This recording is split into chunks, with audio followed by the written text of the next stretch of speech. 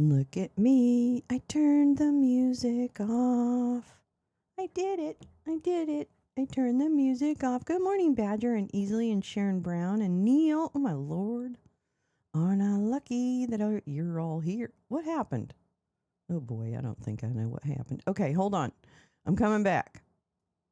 Hold on. Whew. Oof. That was close. Hi, everyone. Good morning. Oh my gosh. Good morning. How are you? How are you?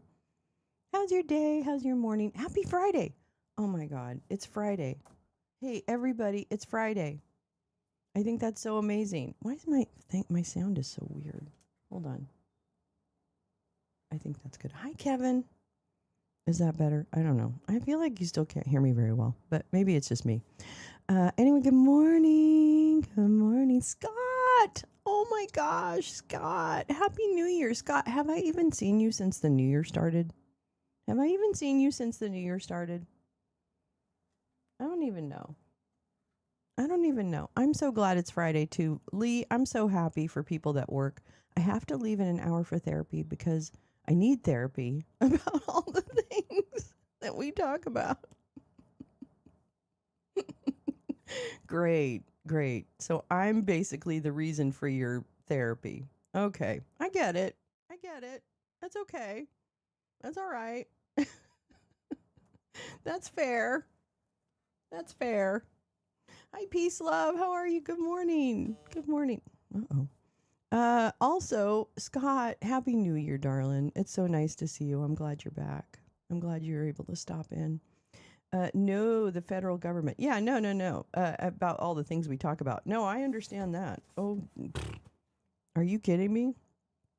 This is my therapy. Gordie Howe International Bridge as of March 2nd will be a Class A port of entry, not open yet but getting closer. And Lee, is that a completely new crossing, or is it just a reclassification of it? That's interesting. Not open yet but getting closer. Is that something that is that does it change? Oh, I guess I could ask. Does it change it for the better or the worse to have that open as a Class A? A Class A crossing. I don't know. I don't know. I don't know. I don't know. I don't know. I made something last night. Um, I thought I'd show you. Let's see. Did I? Oh yeah. I don't know if you can really see it, but I'm gonna try and put it up on the screen. Hold on, because I made this last night, and I don't think it really. It's not. It's probably not going to show up as well on screen if you can't really look at the detail. But hold on, let me see. Where am I? Okay. Oh, I guess I'm a little tired this morning. now that I really start to try and operate. Hi, blind hog. How? I can't tag to say hello, everyone. But hey, no worries. That you know what we assume that when you say hi to one, you say hi to all. No. Yeah. So I made this last night and oh gosh, you can't really see. Let me see if I can make it bigger. I don't know. Oh, I can. Okay, good. So I made this last night. It's not done yet. Okay, so don't get excited because it's not done. But I said I was going to do a seating chart for Nuremberg 2.0. So let's begin in the courtroom actually. Hold on. Okay, that's perfect. Oh my God, it fits perfectly. Okay, so just let me introduce you to the courtroom.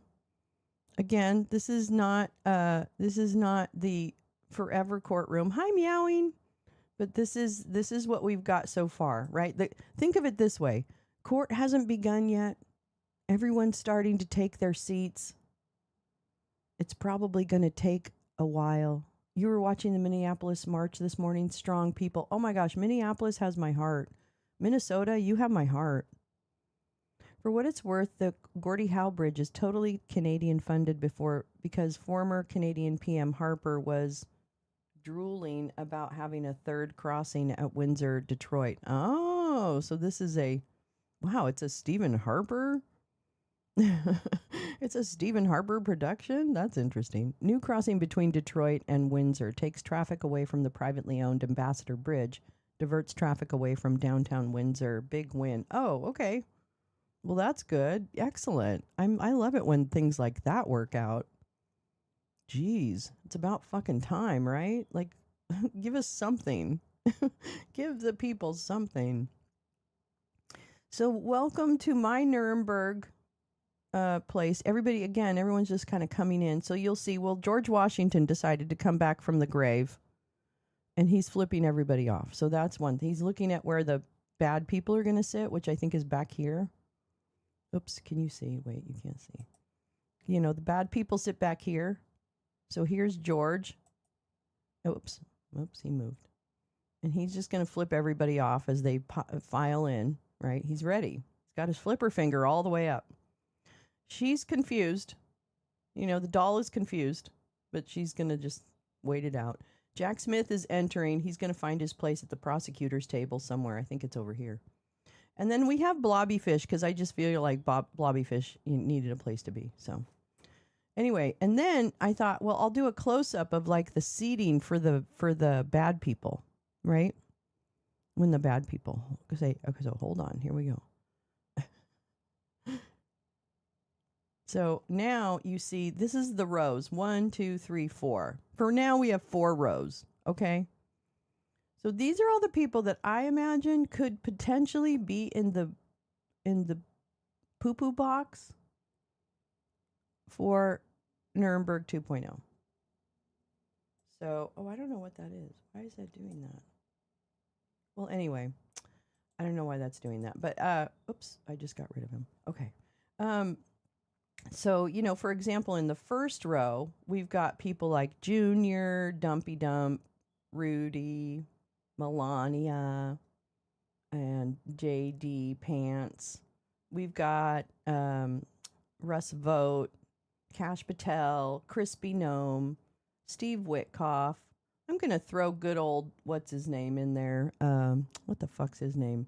Peter Navarro, Smeagol, as I like to call him. And then Howard Nutlicker.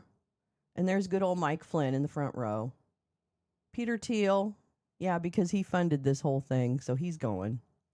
Matt Gaetz, just because we should have a long time ago. And Roger Stone, same story. We should have a long time ago. Now, row number 2 so far. Greg Bovino. He's really moved up because he could have been like back here. But no, he's really said, I'm going to be extra. I'm going to push my way up to the front of Nuremberg 2.0. Okay, so we put him here for now. It's pretty aggressive, but we'll see what he does.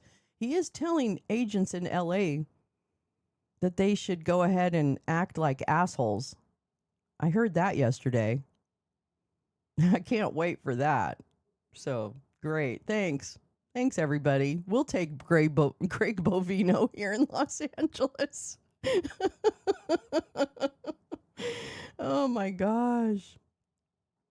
The U.S. even bamboozled Harper into paying for the customs plaza.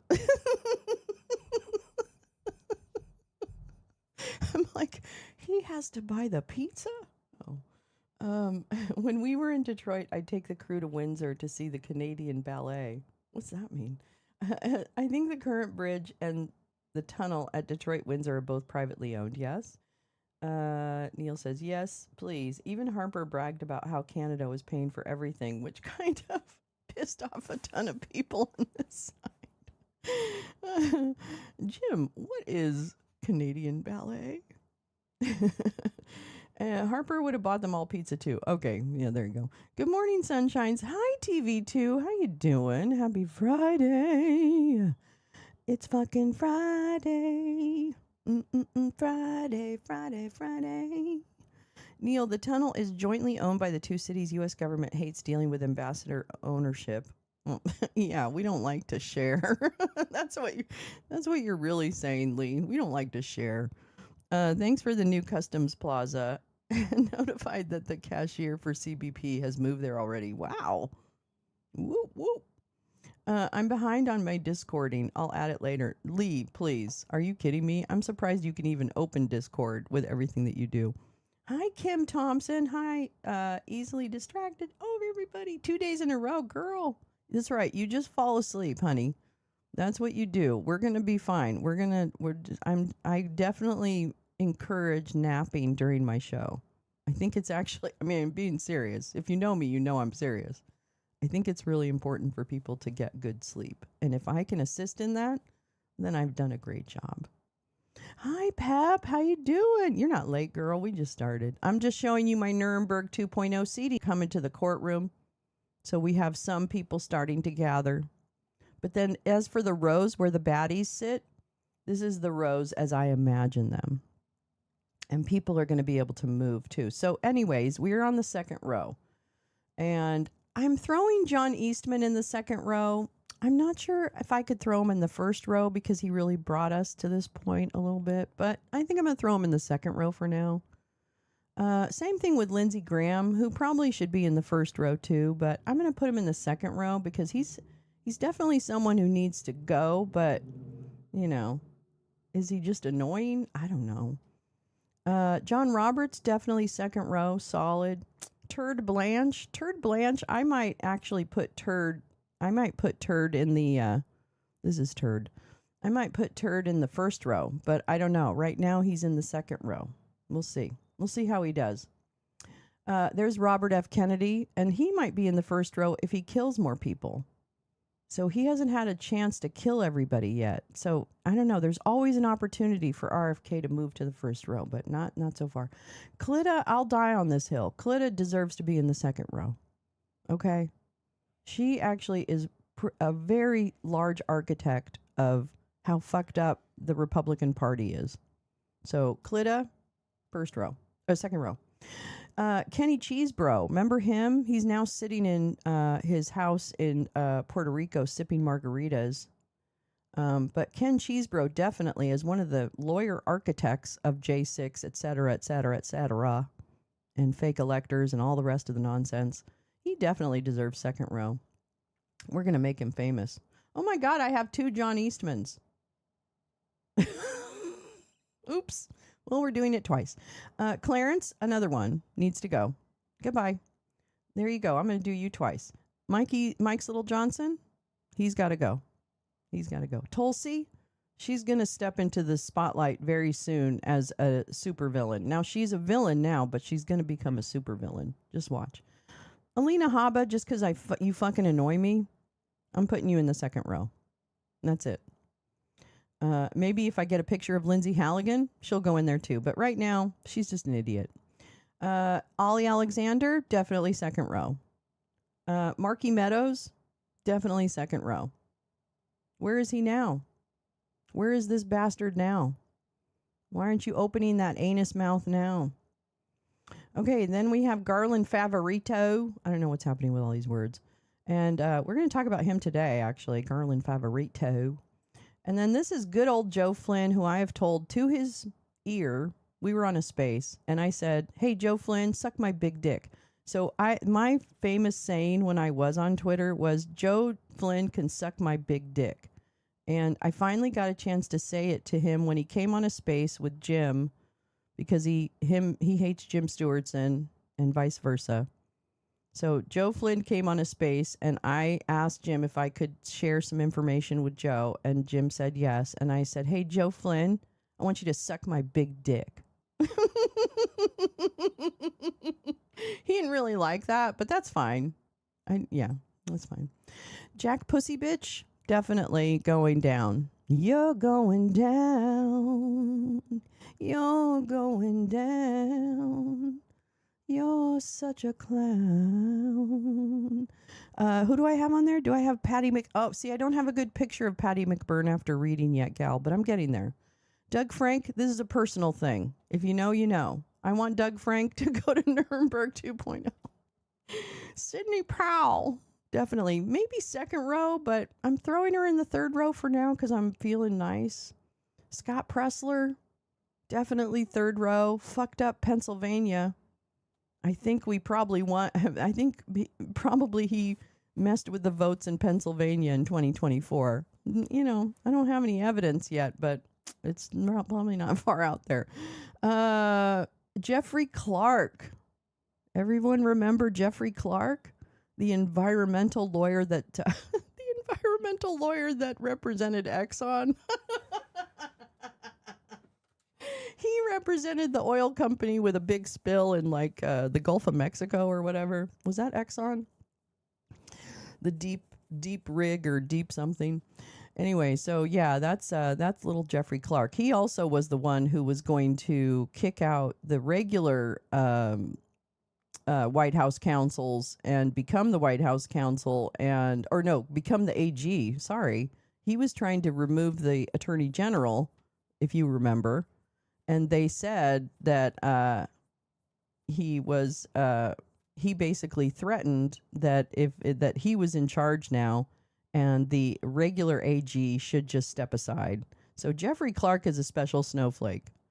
And he definitely deserves Nuremberg. Maybe he deserves second row, but I'm going to put him in the third row because I'm feeling generous. And then the fourth row, I'm just starting to throw some people in there. Now, I'm kind of having fun. All right, so Kennedy, I definitely think Kennedy needs to be somewhere in this mix because he's been a fucker among things. I'm going to throw Curtis Yarvin in, although I don't think it's going to stick.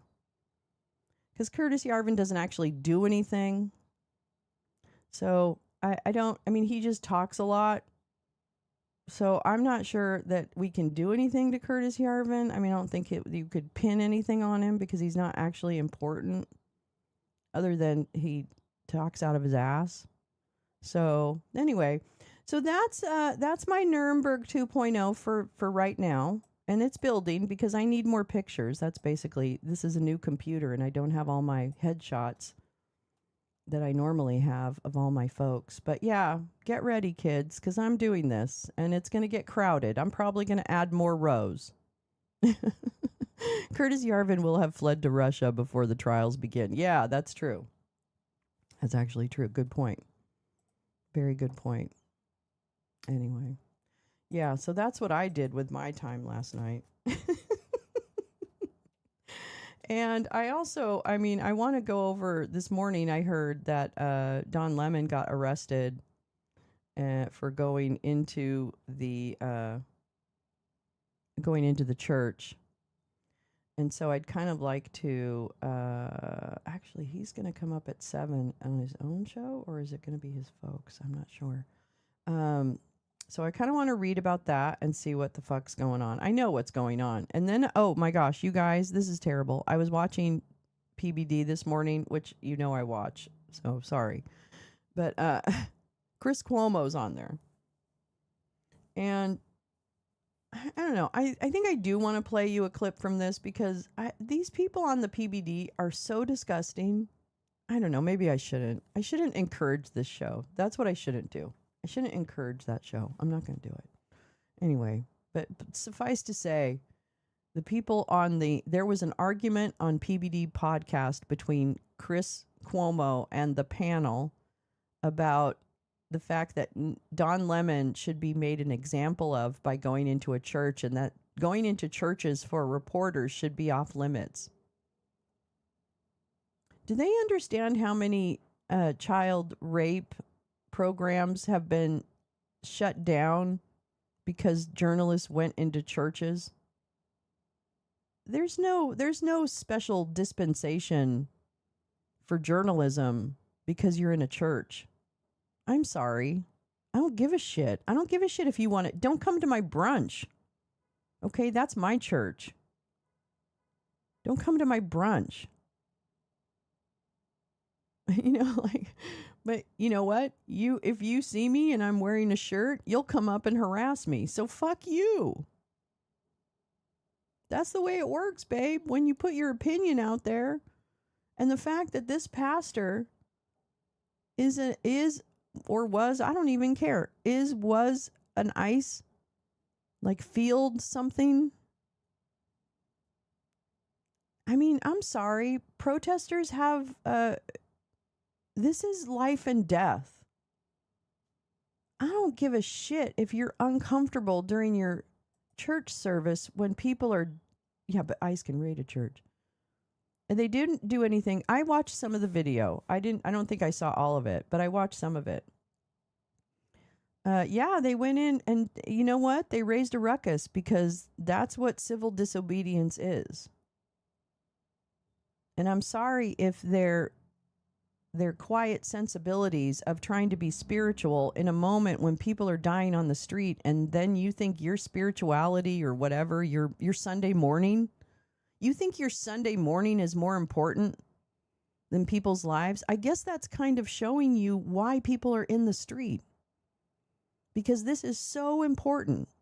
This is so urgent that we need to bring attention to what the fuck is happening on the ground. This is not our country. So stop pretending and going to church as if nothing's wrong.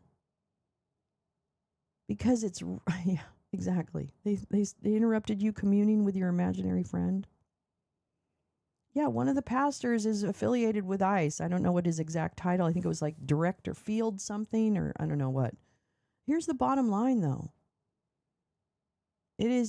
Churches are not off limits from civil protest. I'm sorry.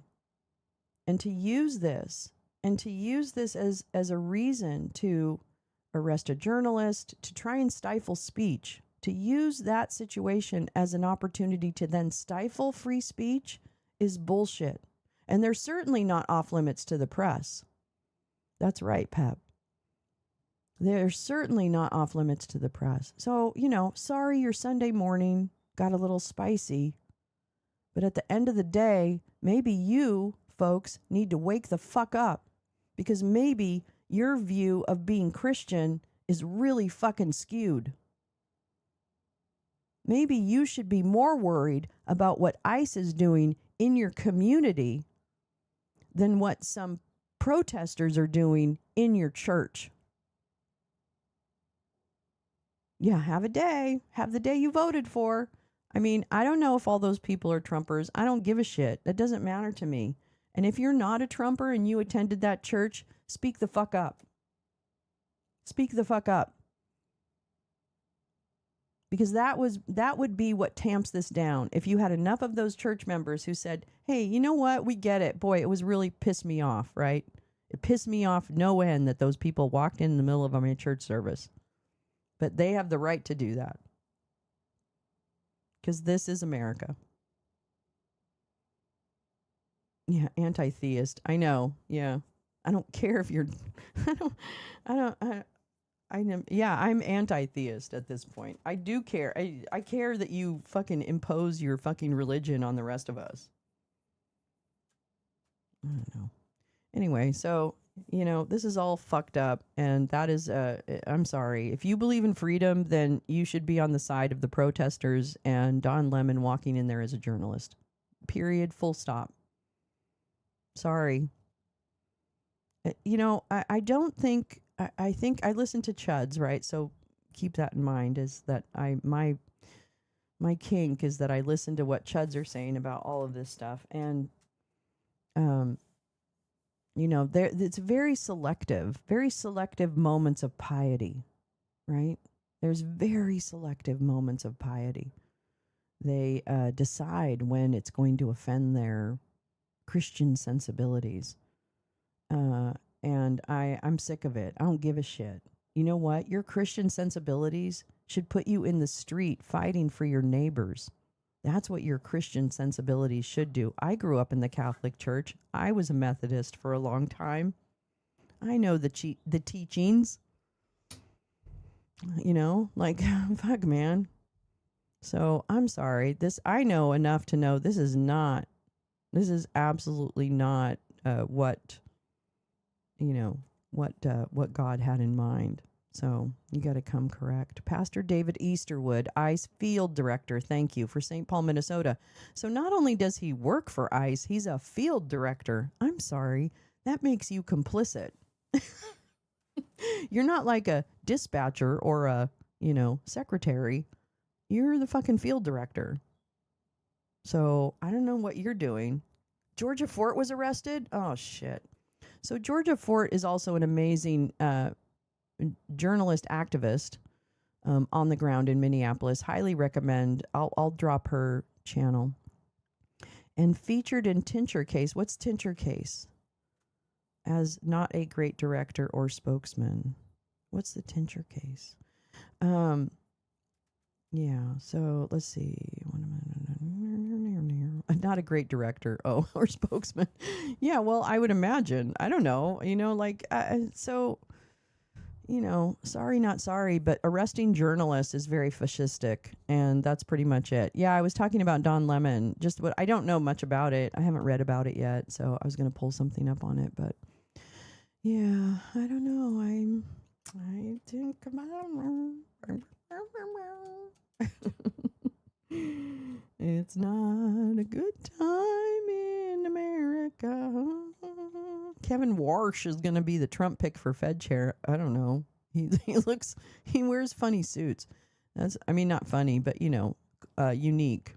Like he's got the vest job going on. So that's the potential head of the Fed. Oh, speaking at the Hoover Institution. Okay, great.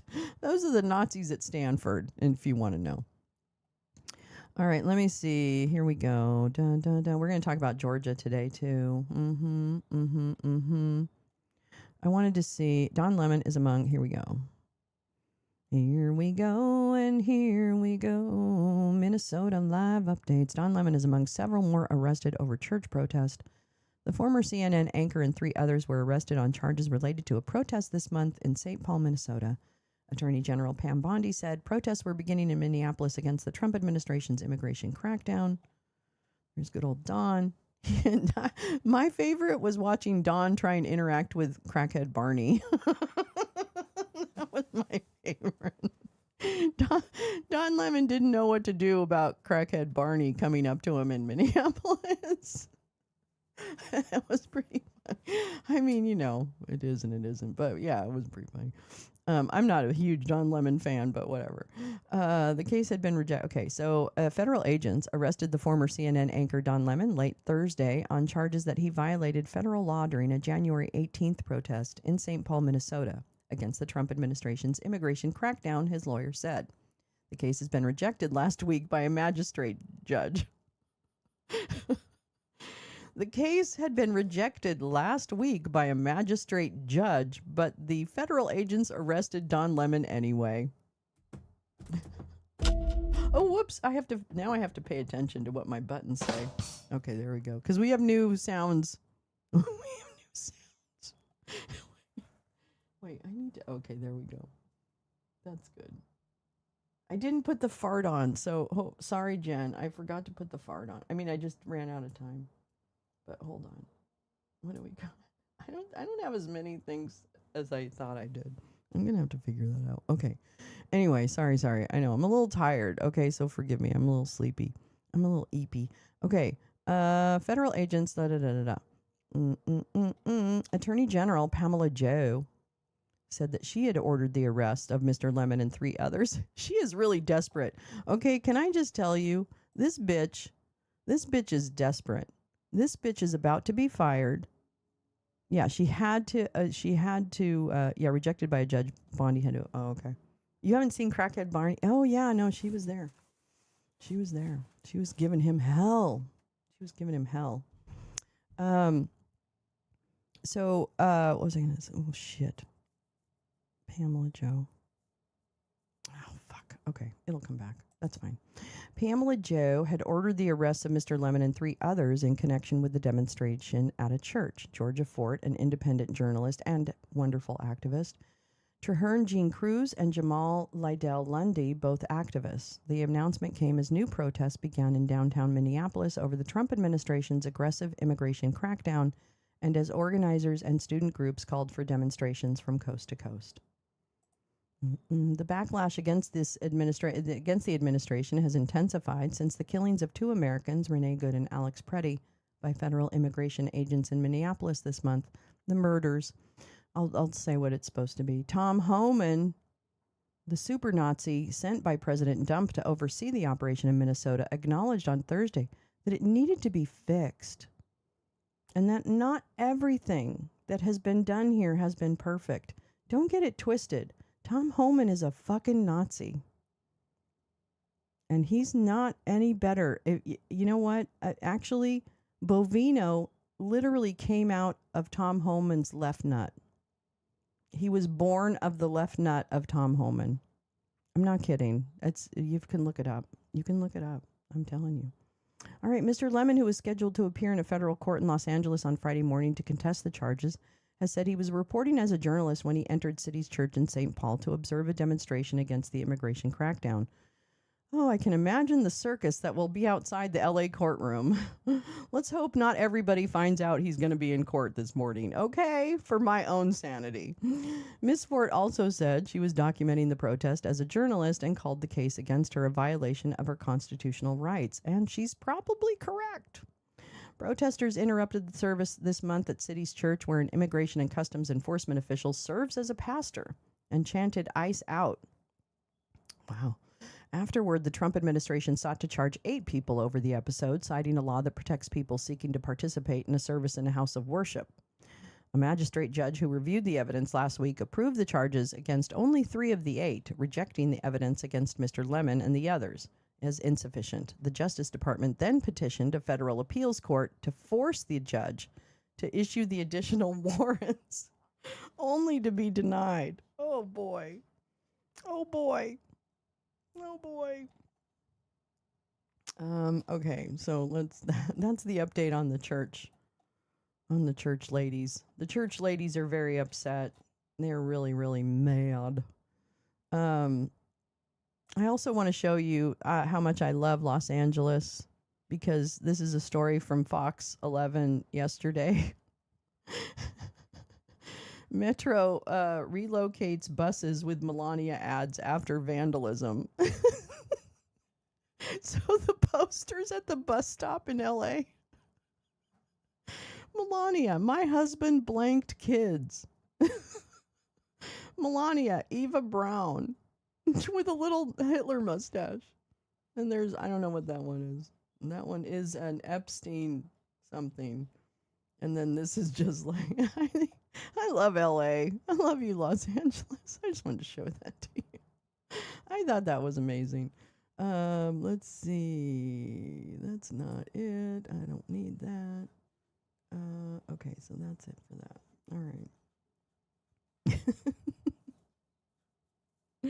Oh my God. I laugh. I make myself laugh. That's all. All right, let me come back for a minute. I need some coffee. I really need some coffee. Oh. Yeah, Cuomo from his News Nation. You know, I don't know. Yeah, CNN will cover it. You know what Chris Cuomo said this morning about Don Lemon? So the guys were trying to convince him that Don Lemon has been treated better. No, Don Lemon is not as good a journalist as Nick Shirley. That's what the PBD panel was trying to convince Chris Cuomo of this morning. And Chris Cuomo definitely didn't do enough to tamp that down. He tried, but he failed. So I can't stand Chris Cuomo. I never could. But yeah, literally, the PBD people were like, you can't tell me that Nick Shirley isn't a great journalist. And Chris Cuomo was like, you know, and I'm like, dude, what the fuck are you doing sitting there letting this little pedo supporter next to you who's best friends with Andrew Tate? He said it on the podcast like last week. You're going to let that little douche whistle like literally try and debate you about whether or not Nick Shirley is a journalist? What? What the fuck? Who are you, Chris Cuomo? Are you so stupidly craven for money that you will just do anything? Yes, I know the answer is yes.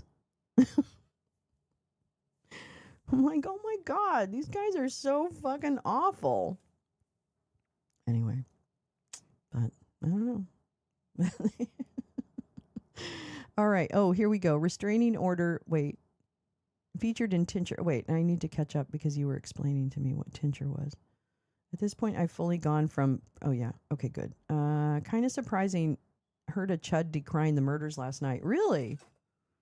Which... Oh, you know what? I think I might have seen that. Is it Jericho? He came up on my For You page. I clicked on, but then I clicked off because the minute I hear his voice, I get like traumatized. It's like a chud voice from the past that I can't even notice. But anyway, yeah, I did hear that. Well, he doesn't like cops. He's a dick. He's a total dick. Shirley is legit intellectually challenged and also probably, well, I mean, it doesn't matter to me about him. Like his whatever, if he's whatever, it's his politics. And the fact that he started as a prankster on YouTube. That's all he's been. That's all he's ever been. That is all he's ever been. Jerko doesn't back the olive drab. Yeah, I would imagine that, that would be, yeah, I heard him say something about police. And then I kind of had to go. I was like, oh, okay. I've heard this before. I've heard this guy. What are you tolerating or not tolerating, Max? Let's see. What are you tolerating? Oh, one more day of my tolerance break. It's not going great. Oh, are you intolerance for alcohol? Is that what it is? I know. Tolerance break. Is that it? Oh, no. Or are you just, no, sorry. I know what you mean. Sorry. I'm like totally, you're, sorry.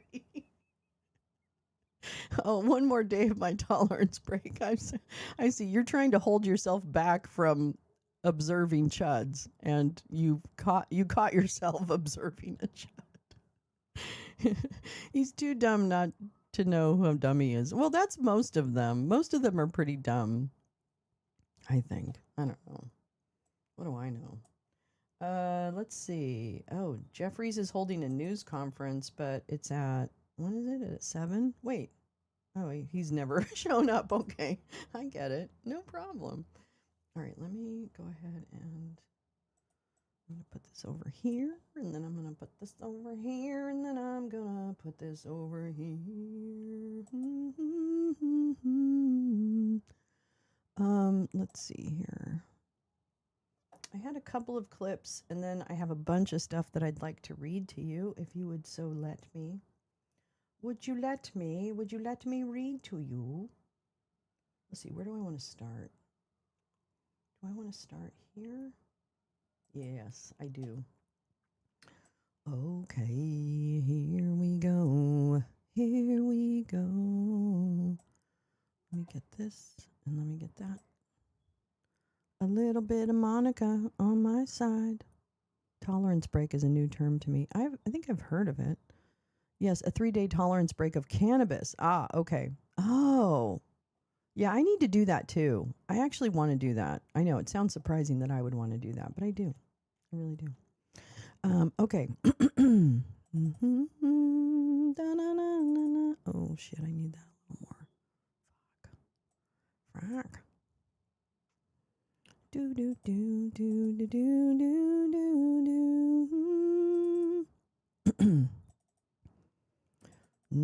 do, do. Oh man, sorry, this is like annoying. My screen is not cooperating.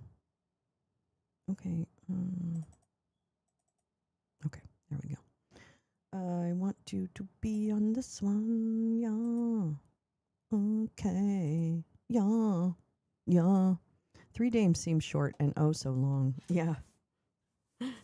I mean, there are days when I don't smoke weed. Like, if I'm out and doing stuff, I'm not smoking weed. So, I mean, I can go an entire day just not thinking about it, but I'd rather not. And frankly, I've earned this. So, yeah. Okay, so I wanted to get into a couple of stories around things that are happening. So this show is going to be a little bit of a mishmash. We're going to jump around a little bit. So forgive me. It's Friday. So 3 days for lipophilic compounds. It's unconscionable, What the fuck? and it's un-American. Oh boy. This administration continues to weaponize Okay, hold on. Where the are Department of Justice, weaponize the Department of Homeland Security, weaponize the power of government. Hold on. Hold on. I'm coming. Hold on. I'm coming, Jeffrey. Hold on, baby. undermine the ability of everyday Americans to live their best life because they're so consumed with jamming their right-wing extremism down the throats of the American people. We will not be intimidated by any of their actions. We will stay the course as it relates to making sure that we actually fund the government in a manner that is consistent with our values, consistent with the Constitution, and consistent with the American way of life. There's a big difference between the Trump administration, Republicans, on the one hand, and how Democrats want to spend your taxpayer dollars on the other. Republicans, in their one big ugly bill, enacted the largest cut to Medicaid in American history, ripped health care away from more than 14 million Americans, and at the same period of time, took $186 billion from SNAP, literally stealing food from the mouths of hungry children, seniors, and veterans. And in that same one big ugly bill, used taxpayer dollars to give the Department of Homeland Security and ICE a slush fund that's been used to unleash a killing machine in Minneapolis, using taxpayer dollars literally to kill American citizens in cold blood. That's what Republicans have done in their one big ugly bill. That's their policy. And Democrats are going to continue to push back aggressively against it. We want to make sure that the Department of Homeland Security conducts itself in a manner that elevates public safety, not undermines it. And the American people are demanding accountability, and that's what Democrats are going to deliver. Questions? Should we expect any sort of organized response from Democrats to the arrest of Don Lemon this morning, and what do you think that says about the Trump administration? Trump administration has systematically targeted the free and fair press because they want to intimidate America and oppose anyone who is not willing to bend the knee to their extremism. We are not going to be intimidated at all. The free and fair press is central to the foundation of American democracy. Thomas Jefferson famously made that clear, that he would prefer a country that had newspapers over government as opposed to governments over newspapers. This is central to who we are as a country. And so Don Lemon, we know, is an accomplished journalist who was doing his job as part of the free and fair press. There's no legitimacy, no basis to Don Lemon's arrest, no basis to the arrest of the other journalists. And the American people are not going to stand for it. And House Democrats are going to stand up for them. And the rights of the free and fair press. And because of that, I'm going to go ahead and approve the 2-week Schumer plan. No. As central Just kidding. to American democracy and our values in terms of who we are. But how? I issued a statement as it relates to where we are right now. It just happened. And so we haven't had an opportunity, even as members of Congress, to talk to each other about next steps. But of course, next steps will be forthcoming. Thank you, Mr. Leader. I'm sure you've been monitoring what's going on in the Senate. What's your reaction to the fact that there's not a deal yet with the government deadline looming? Do you have any plans to speak to Speaker Johnson between now and when the House gets back? And do you think that 2 weeks is enough time to negotiate the reforms that you're looking for? I know that there's a lot there, so I hope you can. We have to deal with the issue of reining ICE and the Department of Homeland Security in with the fierce urgency of now. And a 2-week window will evaluate whether that's sufficient time, but there's urgency to dealing with this issue. Because ICE, as we've seen, is out of control, and the American people know it. The American people know that the Trump... Wait a minute. That's really interesting, Max. I'm gonna try that. Wait a minute. The lesser known clown is here. Do you know who that is? That's Bobo. That's Bobo. Hi, baby. Hi, my sweet baby. How's my baby? How's my beautiful girl? Hi, sweetheart. Oh, my goodness. I love seeing your little name in chat. Good morning. Good morning. Hi, Karen Diggs. Hi. Hi, baby girl. Lesser known clown is Bobo. I'm so glad you stopped in. Much better today. Okay, good. Oh, my sweetheart. I can't wait to see you. Back to bed. Drink liquids. There you go. There's your advice. Oh. Oh. I love her. I love her. I want my baby back. I want my little baby back. I want to give her a hug. I'm really upset. I can't hug my kid.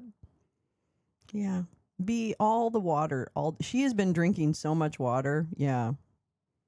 All the water all day. That's right. Drinking all the water. So good to see your name, my little friend. I love you so much. I love you. I love you. I love you. I'm glad. Put it on and Mama will put you to sleep with her voice like she normally does. I'm the perfect sleep aid. Okay, here we go. We're listening to this. And yes, I agree. The fierce urgency of now is a good phrase. It doesn't really hit me when he says it. I wish he would do something that proves to me that he knows the urgency of now. Which he knows, but I'll probably drift off soon, but I'm so excited to be back. So though maybe a little less with all the news. Yeah, I understand. Well, yeah, my dictator is better than yours. That's what she usually says to me. My authoritarian regime is better than yours, Mom. All right. I love you, darling. I'll see you later. Get some good rest. All right. Here we go. Trump administration on all of the things has gone too far. And that taxpayer dollars should not be used to brutalize the American people and in some instances kill them. So this is something that has to be addressed. And, Democrats in the Senate led by Chuck Schumer, supported by the House, made a clear demand. Separate out the 5 bills that clearly have bipartisan support. And then separately, we can deal with making sure that ICE is brought under control in a variety of different ways, including our demand, which we will not walk away from, which is that judicial warrants should be required before ICE can storm homes and rip people out of their cars. Judicial warrants. The masks have to come off. And body cameras need to be turned on for everyone. There should be an explicit prohibition on the detention and deportation of American citizens, period, full stop. And lawless agents who are brutalizing everyday Americans and law-abiding immigrant families, targeting them violently in violation of the law,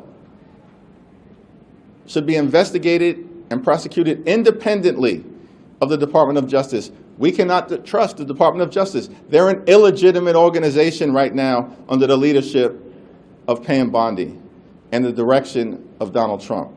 And so, if anything, the events of today reinforce, as it relates to the Department of Justice targeting journalists and part of the free and fair press, that the Department of Justice cannot be trusted to freely and fairly work through the criminal justice system.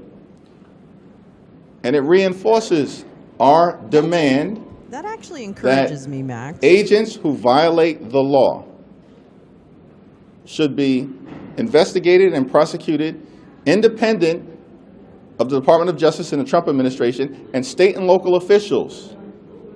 It should be made clear that they have the investigative and prosecutorial authority to go after any rogue actors who are part of ICE, CBP, or the Department of Homeland Security. Thanks. Yeah. Yeah, sir. Thank you so much for your time. Could I ask you your reaction to the Republicans' new voter integrity plan, the mega bill, and are there any provisions that the Democrats could support there? It's a dead-on-arrival bill. They know it. Listen, voter suppression is part of the Republican plan to try desperately to hold on to power. Republicans, since the beginning of this administration, have been losing elections all across the country. They've been wiped out electorally. The American people know that it's Democrats who are focused on making their life better, driving down the high cost of living, and fixing our broken healthcare system. And it's Republicans who have unleashed this extremism and brutality on the American people and this assault on the American way of life, our values and our democracy, and have had enough of it. And so Republicans are playing games, just like was evidenced by the unprecedented FBI raid in Fulton County, Georgia. Republicans don't want a free and fair election because they know when that happens, and will ensure that it happens, they're going to lose. They're going to lose the House. They're going to get crushed all throughout America. So the latest voter suppression bill is not a serious thing. Let's just be clear about that. You're asking me a legitimate question, but it's an illegitimate bill. That's dead on arrival. It's going nowhere. I do have a policy follow-up on that bill, just regarding, I remember covering during the first Trump administration, Democrats were very concerned about Russia meddling in elections. Are you confident that the current election systems in all 50 states and U.S. territories will protect the ballot of U.S. voters? What I am thankful about is that the administration of elections are done locally as opposed to in the hands of the Trump administration and this group of corrupt sycophants. Mr. Leader, I just wanted to know if you are going to be whipping against the resolution that Greg Steube said he's going to force to a vote next week to expel Sheila Phillips McCormick. Congresswoman is, of course, entitled to the presumption of innocence. She's going through the process right now, and any effort to expel her lacks any basis at this moment in law, fact, or the Constitution. And if, in fact, there's a resolution that is brought to the floor to try to expel the Congresswoman, it's going to fail. It's going to fail. It requires 2/3. It's an exercise that is just designed to get attention and is inconsistent with what due process requires at this moment. Mr. Leader, progressive groups are criticizing this deal that's coming out of the Senate. Do you think the criticism of Chuck Schumer, progressives are criticizing it? I'm asking. None specifically, but different ones here. Well, it's hard to respond if I have no idea what groups you're talking about, because I speak to groups all the time, and I haven't heard that criticism. We don't think Do it's you support the deal? Thanks. I haven't, there's no agreement that's been before us right now. Lindsey Graham apparently is holding up the agreement, threatening to shut down the government, because apparently Senate Republicans still support using taxpayer dollars to brutalize American citizens. And on top of it, to make matters worse, apparently Lindsey Graham wants access to a multi-million-dollar taxpayer-funded slush fund. That's insanity. So the Senate has to do its thing before we have anything to evaluate. But I'm going to remain in close contact with Leader Schumer, and hopefully they'll get something done today. Leader, you said that you were supportive, the House Democrats are supportive of breaking the bills apart, though, and doing the 5 alongside a short-term CR for Homeland. Do you see any problems? Now, what I said, just to be clear, what I said is that we've demanded from the very beginning, which John Thune said would never happen. John Thune said it's not happening. Then he brought the entire package together to the Senate floor yesterday, and it failed spectacularly. Notwithstanding what John Thune said, which is the bills are not going to be separated out. They will be separated out. We made that demand, and it's happening. And Donald Trump has agreed to that, apparently. So that's what we're supportive of. In terms of evaluating the path forward, relative to the Department of Homeland Security legislation, we're going to have to evaluate what the real opportunity is to get dramatic change at the Department of Homeland Security.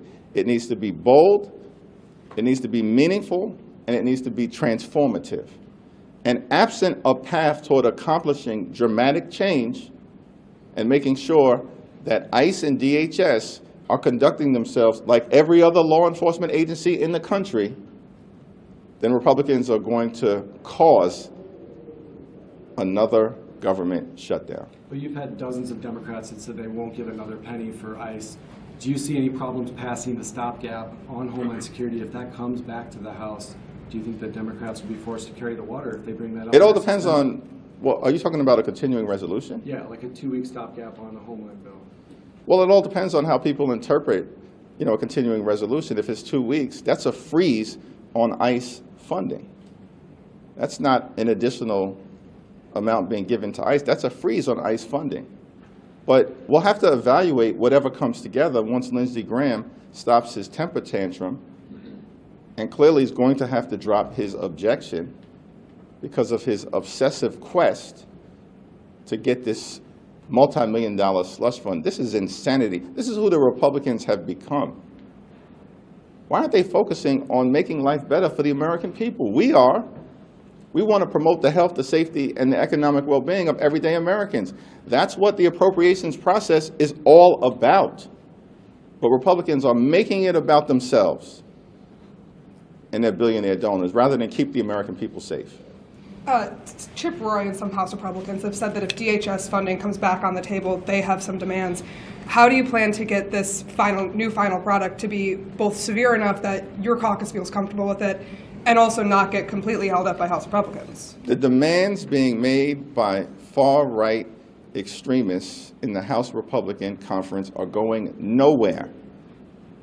And if for whatever reason Speaker Johnson bends the knee to the far right, then Republicans are going to shut the government down because they would apparently have zero interest in getting ICE and the Department of Homeland Security under control, which their own voters are demanding happen.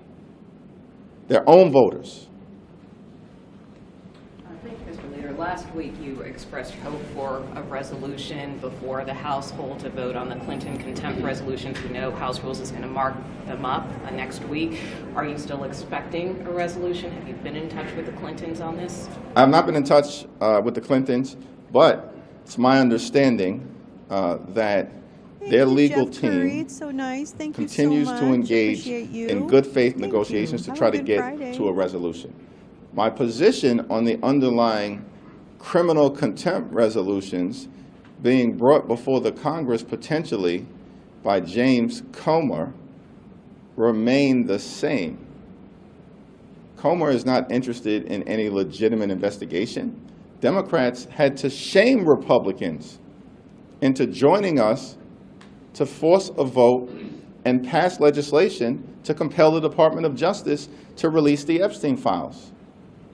Pam Bondi and the DOJ are the ones who should be held in criminal contempt at this point because they're in direct violation of a federal law that Donald Trump signed to release the Epstein files that are in their possession. And there are millions of documents that haven't been released. And the only thing that the public has seen are about 13,000. Does that sound like compliance? That's not compliance. That's a brazen violation of their legal obligations, the Department of Justice's legal obligations to release documents. And so we'll see whether there's a resolution prior to a so-called criminal contempt vote, but my position on it remains the same. Yep. Thank you. I know you said that the deal hasn't come out of the Senate yet, but it's looking very likely that it will be 5 funding bills and a 2-week DHS CR. If that is what comes to the House after Senator Graham drops his hold, will you support that? Well, that question has already been asked and answered in a variety of different ways. One thing is clear, is that Leader Thune and Mike Johnson and Republicans originally took the position that the 5 bipartisan bills were not going to be separated. The fact that the 5 bipartisan bills are going to be separated in and of itself, right out of the gate, is a victory for the American people. Simultaneously, we have to evaluate, is there a real path toward making the dramatic changes at the Department of Homeland Security necessary to stop the use of taxpayer dollars from brutalizing everyday Americans and killing American citizens, like Renee Nicole Good and Alex Preddy? That's a question to be evaluated, particularly if we find ourselves in a situation where there's going to be an intense negotiation, where Democrats have drawn a hard line in the sand. We have not been shy or bashful in articulating what will be necessary, including but not limited to judicial warrants and an explicit prohibition on the detention and deportation of American citizens, and an end to the roving bands of ICE agents violently targeting people all across America. Those have been our conditions. Those will remain our conditions until we get this done for the American people. Thank you all. Thank you.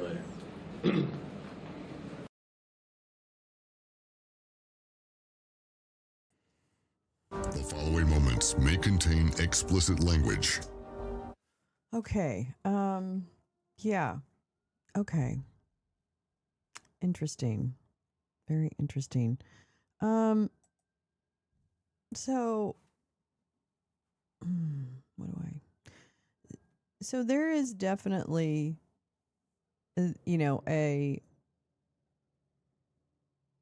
is a part of me that understands that simply asking for revisions in the way a particular agency operates is the first step in reform or rescission.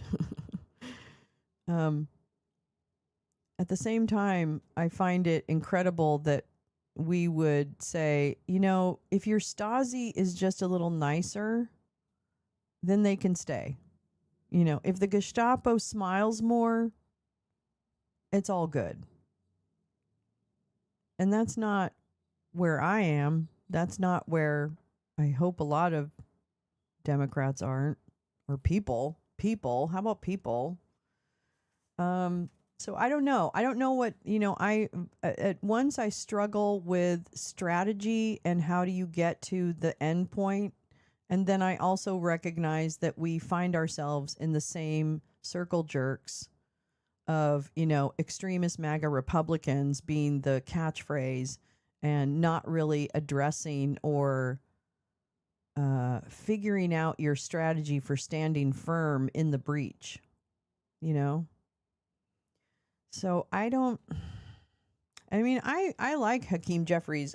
He was my dude when I lived in Brooklyn. But he is just like, I think that the role of House Speaker is also just really motherfucking tough. And I didn't always like the way Nancy Pelosi did it either. The one thing I appreciated about her was that she's like, I won't bring a vote to the floor if I don't know that I have the votes, And it wasn't always true, but at the same time, she really had a handle on the strategy behind what to achieve, whatever it was that she and her colleagues wanted to achieve. Not again that it was always successful, but it was always strategic. It was always thoughtful. It was always thinking ahead a few steps. I don't get the sense that this Democratic leadership, not just Hakeem, but other Turd Blanche. Okay, let me find him. Thank you, Teresa. I appreciate you. Yeah, so I just, I don't know. The temerity, I don't know if it's time for temerity. Twice daily.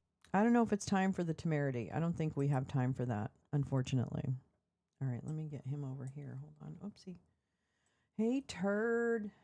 I have you in the second row at Nuremberg.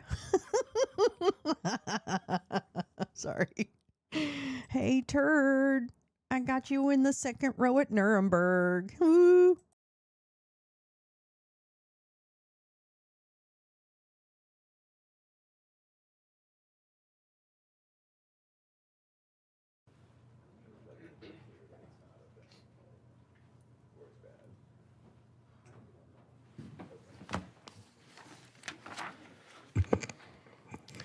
Good morning. President Trump signed the Epstein Files Transparency Act into law on November 19th, 2025, directing the Department of Justice to produce all documents, files, records, videos, and images related to the investigations and prosecutions of Jeffrey Epstein and Ghislaine Maxwell. I'm here today to talk about the department's compliance with its production obligations under the Act. Around, I think right now, and continuing throughout the day-to-day, as the indexing and uploading completes, we are producing responsive materials under the Act. We are also releasing today a letter we are transmitting to Congress and various internal protocols associated with our review. I want to take a moment to thank the professionals at the Department of Justice who met twice daily, sometimes more, for the last 75 days to get to where we are today. The leadership teams from the Office of the Attorney General, from the Deputy Attorney General's Office, the Associate Attorney General's Office, the Criminal Division, the National Security Division, the FBI, the Southern District of Florida, the Southern District of New York, and the Northern District of New York all gave up many hours every single day on top of their other, of course, full-time obligations to fulfill the President Trump's promise of transparency to the American people. I also want to thank the more than 500 lawyers and professionals across all those divisions that I just mentioned and others who worked long days, nights, weekends, Christmas, New Year's Eve, New Year's Day, nights, weekends, and holidays to complete this production. These highly trained reviewers spend their careers putting bad guys in jail and effectuating the mission of the department. And to a person, they work tirelessly to protect victims and comply with the Act since its passage. So thank you to all of them. Today, we are producing more than 3 million pages, including more than 2,000 videos and 180,000 images. In total, that means that the department produced approximately 3.5 million pages in compliance with the Act. Just a quick note about the videos and images. The 2,000 videos and 180,000 images are not all videos and images taken by Mr. Epstein or someone around him. They include large quantities of commercial pornography and images that were seized from Epstein's devices, but which he did not take or that someone around him did not take. Some of the videos, though, and some of the images do appear to be taken by Mr. Epstein or by others around him. Now, I want to talk for a few minutes about the department's document identification and review protocols. It consisted of multiple layers of review and quality control designed to ensure compliance under the Act and protect victims. On top of the review protocols that the department had in place, the United States Attorney's Office for the Southern District of New York employed an additional review protocol to ensure compliance with a court order requiring United States Attorney Jay Clayton to certify that with respect to certain materials, a large quantity of the materials, a rigorous process was undertaken to protect victims against any clearly unwarranted invasion of their personal privacy. The department's collection effort resulted in more than 6 million pages being identified as potentially responsive, including department and FBI emails, interview summaries, images, videos, and various other materials collected and generated during the various investigations and prosecutions that the Act covered. We erred on the side of over-collection of materials from various sources to best ensure maximum transparency and compliance, which necessarily means that the number of responsive pages is significantly smaller than the total number of pages initially collected. That's why I mentioned a moment ago, we're releasing more than 3 million pages today and not the 6 million pages that we collected. I want to address what we didn't produce. The categories of documents withheld include those permitted under the Act to be withheld: files that contain personally identifiable information of victims or victims' personal and medical files, and similar files, the disclosure of which would constitute a clearly unwarranted invasion of personal privacy. Any depiction of CSAM or child pornography was obviously excluded. Anything that would jeopardize an active federal investigation. And finally, anything that depicts or contain images of death, physical abuse, or injury, also not produced. Although the act allows for withholding for items necessary to keep secret in the interest of national security or foreign policy, no files are being withheld or redacted on that basis. Further, as we previously stated in our December 19th letter of last year, the department withheld or redacted files covered by various privileges, as we always do, including deliberative process privilege, work product privilege, and attorney-client privilege. As you all know, under the Act, the department must subsequently submit to the House and Senate committees on the judiciary a report listing all categories of records released and withheld, a summary of redactions made, including the legal basis for such redactions, and a list of all government officials and politically exposed persons named or referenced in the Act. We will do so in due course as required under the Act. I want to talk for just a moment about the redactions that will be obvious to anyone who reviews the materials that we just produced today. In addition to the documentary redactions, which includes personal identifying information, victim information, and other privileges, there is extensive redactions to images and videos. To protect victims, we redacted every woman depicted in any image or video, with the exception of Ms. Maxwell. We did not redact images of any men, unless it was impossible to redact the woman without also redacting the man. To this end, though, and to ensure transparency, if any member of Congress wishes to review any portions of the responsive production in any unredacted form, they're welcome to make arrangements with the department to do so, and we're happy to do that. I want to talk for a minute about something that is important. Every single day of the year, the Department of Justice investigates and prosecutes those who abuse and traffic young women and children. Just last year, the FBI located over 2,700 victims of child exploitation.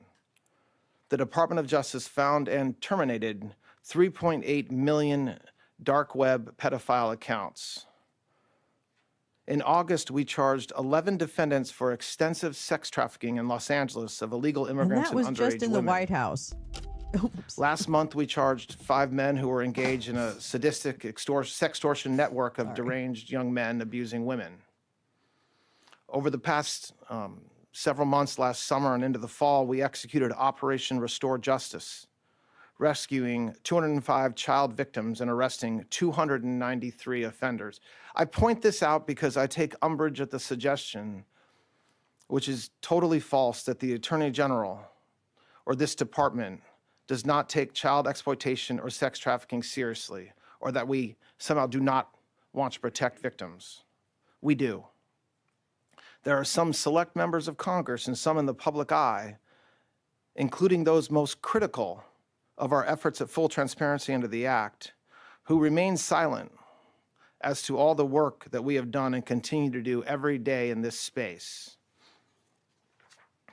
while quickly pointing a finger at the Attorney General or this department because we were careful in our review of millions of pages of documents over the past 2 months. The Attorney General, the Director of the FBI, and our partners throughout this administration work hard every single day to protect the most vulnerable among us. Yeah, With the production of this magnitude, mistakes Fuck are you, inevitable. turd. We, of course, want to immediately correct any redaction errors that our team may have made. Did he just take And this so the department pills has before established coming an out? email inbox for victims to reach us directly to correct redactions and any concerns when appropriate. That's been in existence since December, and we've been doing that since then. Finally, a very small portion of the documents collected pursuant to the Act include materials that a law firm produced to the SDNY in 2019 pursuant to a grand jury subpoena. This was during the criminal investigation of Ms. Maxwell. We determined it would be prudent to seek an order from the court in the Southern District of New York seeking production of these materials subject to the protective order in that civil lawsuit. To that end, the department has filed that motion with the appropriate judge in the SDNY, and if that motion is granted, we'll release those materials with appropriate redactions immediately. Today's release marks the end of a very comprehensive document identification and review process to ensure transparency to the American people and compliance with the Act. The department has engaged in an unprecedented and extensive effort to do so. After submitting the final report to Congress as required under the Act and publishing the written justifications for redactions in the Federal Register, the department's obligations under the Act will be completed. I'm happy to take any questions anybody has about that. Todd, I'd like to ask you about this, and I have a Minnesota question for you. On the Epstein release today, it was recently made public that Ghislaine Maxwell claims more than 24 men signed secret agreements with the federal government not to be prosecuted. What is your reaction to that, and what does that mean for her case? I read an article that described, I wasn't aware that it was actual men that she's claiming. I thought it was accomplices, which I'm not sure if that's a reference to some of the financial institutions or other individuals that. 25. So yes, I don't have a reaction to her filing. I can tell you that we reviewed, as I just described, every single piece of paper that we have associated with these investigations, Mr. Epstein and Ms. Maxwell, and to the extent that such arrangements exist, I'm not aware of them. And on to Minnesota, if I may ask you real quick, that's in the topic. Wait, what? I have the New Republic article about the Ghislaine Maxwell drops new Epstein allegations, and they're a doozy. She said Maxwell accused the Department of Justice of failing to investigate nearly 30 of Jeffrey Epstein's associates. So, yeah. But he said he's now on the record, or at least in public, not on the record. He's on the record. That's true. He's on the record as saying that none of those type of prosecution or immunity agreements or whatever it is they're technically called, forgive me for not remembering the term, he's going on the record and saying that he has not seen any documents related to that. But he has also then gone on the record in the same sitting and said that they have reviewed every document associated with the case files. I think you've backed yourself into a corner. I think you're going to really regret this day. Turd Blanche, why do you breathe into the microphone so much? Hi, Val. Hi, Esmeralda. It's so good to see you. Happy New Year if I haven't said that to you yet. All right, let's go. Turd, keep it up. In the Doing headlines great. right now. Doing great, There's new champ. video of a man believed to be Alex Preddy, who's spitting, who's kicking out a taillight of a law enforcement vehicle. Does that change the perception of a potential DOJ investigation? Is there going to be a civil rights investigation into his death? Where does that land now that video's out? Then I have a quick follow-up on that. I don't think a single video should change any perception the Department of Justice may or may not have about that tragic occurrence last Saturday. We've said repeatedly over the past week that, of course, this is something that we're investigating, and we are. That's what we would always do in circumstances like this. And so there's an investigation that's ongoing, which I'm not going to talk about. But just look, the problem is an initial reaction to a particular video, one or another. You're talking about one that happened apparently some days ahead of last Saturday. It's an investigation. So an investigation necessarily means just that. It means talking to witnesses. It means looking at documentary evidence, sending subpoenas if you have to. And the Department of Justice Civil Rights Division has the best experts in the world at this. They've been doing it for decades. And so I expect that investigation will we'll proceed with that, with those parameters in mind. Are you looking at a nexus of left-wing groups? Now I want to watch his This eyes. DOJ said that that's something that you guys were concerned about. Are you following money? Are you looking at a potential that all of this may be related somewhere? I mean, yes. Thank you, Mr. Deputy Attorney General. You said in your remarks that you've withheld some documents because of ongoing investigations. I've done this long enough to know you can't comment on ongoing investigations, but can you say a little bit more? Because as you know, the department has been criticized for not bringing charges against more people. Are there still open investigations related to Jeffrey Epstein? So what I was laying out in my comments is the statutory, what the statute talks about what we can withhold and the reasons we can withhold it. I wasn't pointing to any particular, I wasn't trying to be coy or otherwise suggest there's some investigation. As you all know, Jay Clayton in New York is in charge of any potential investigations, and I'm not going to comment beyond that on that. You were referring to Clayton. Excuse me? You were referring to Clayton's investigation. I wasn't referring to anything. I was just saying that Congress, in their wisdom, allowed us to withhold documents if there were ongoing criminal investigations. That's one of the 4 reasons. I wanted to make clear with respect to any national security information that we were not withholding. There's not some tranche of super secret documents about Jeffrey Epstein that we're withholding. We're actually not withholding anything based upon NDI. Deputy Attorney General Prince, thank you for your time. 2 questions for you. Number 1, pushing politics aside and everyone else aside, some of the victims of Epstein have expressed frustration with the entire process. I want to give you the opportunity to speak directly to them.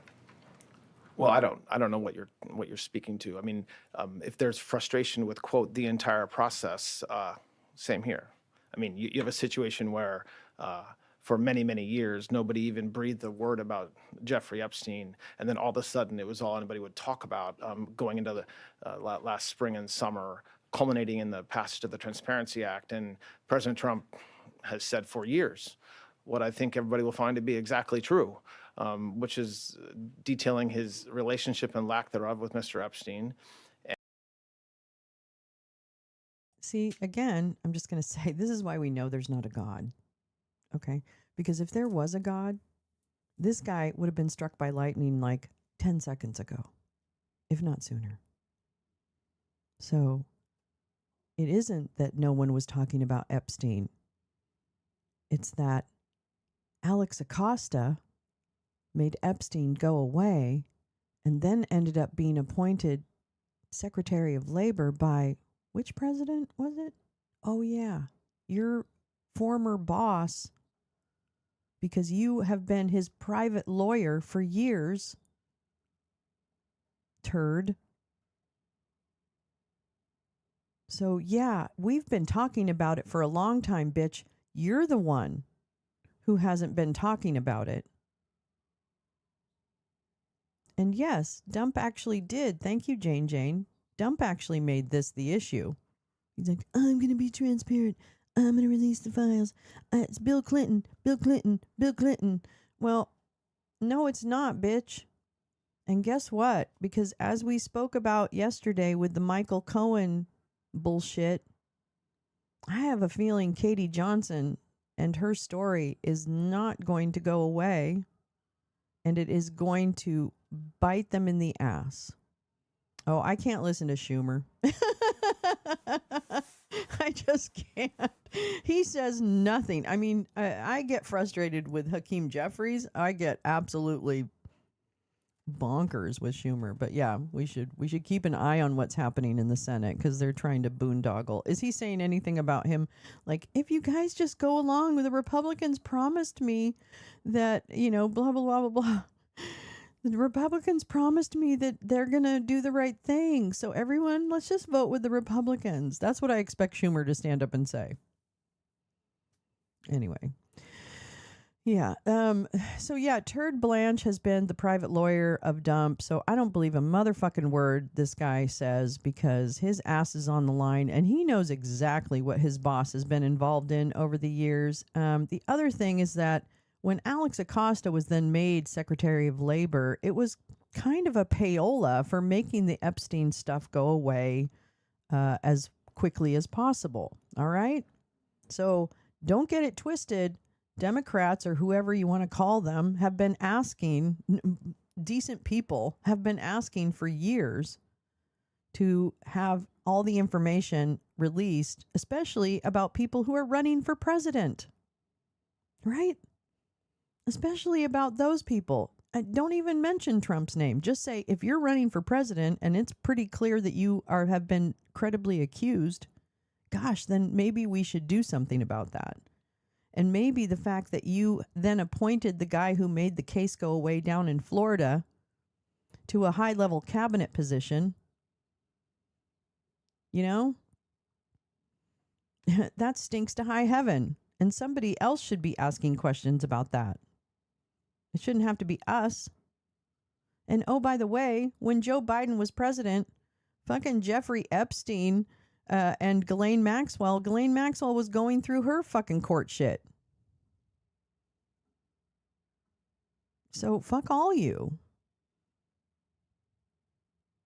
And the other thing is there's I got to pull this up, but there's some kind of documented evidence within the Epstein files that the FBI squashed information about Trump being involved in Epstein stuff in January of 2020, before the election. How's that for manipulating information and manipulating the vote? That's pretty big. So yeah, Turd Blanche, he has zero credibility. And his like, being accused of covering things up does not come because we don't have reason to question his ethos, his ethics, rather. It's because we have to question his ethics, okay? Yeah, where does he find these attorneys? Malta? No, I don't know. So, yeah, that's right. And it has nothing to do with the whole goddamn, oh, wow, chains. Interesting. God damn it. This is really, what is that thing when you turn a corner? What's that? What's the term for like turning a corner and like another, it's not tipping point. It's like cross the Rubicon. That's what it is. I don't really know what that means, but is he in San Diego? See, I really want to go down to San Diego.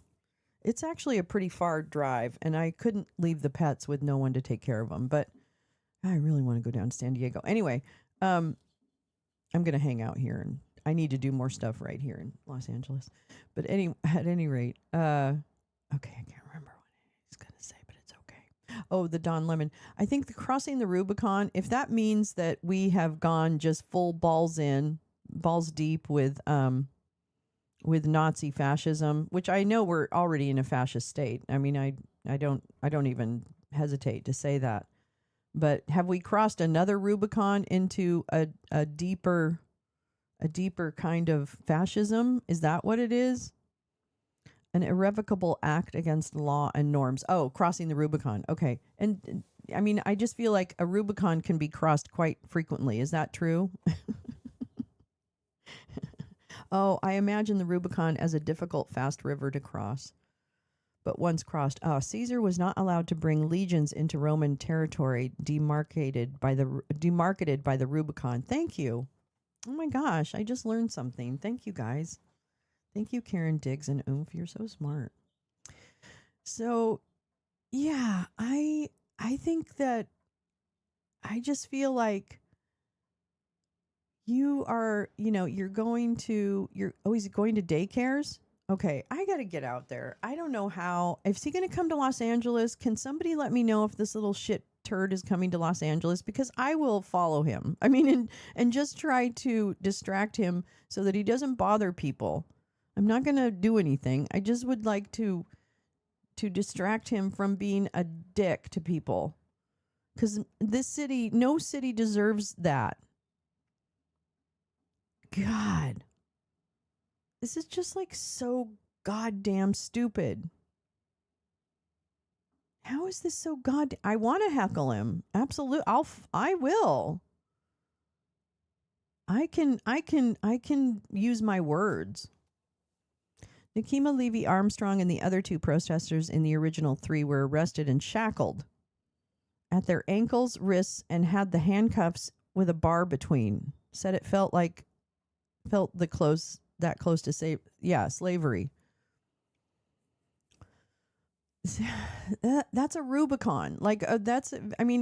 And those things have happened. Please, it's like all of these abuses have happened in many communities, and it just happens to be getting more exposure now as they ramp up, right? So I just, people have always known that these abuses continue to take place. But I do think like the arresting of a journalist and that kind of, I don't know, it's just, there's these little steps that deepen us into fascism that are, you kind of have to look back and go, what? What?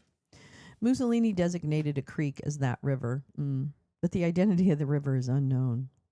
Yeah, it really is a river. I don't know if that filled in the blanks myself or if I learned it was a river. Karen Diggs, thank you so much. And it has stuck on maps, but has no historical basis. Oh, Blanche is from New York. He just makes me curious if he is always covering his own tracks with Epstein. Oh, he was also a Democrat.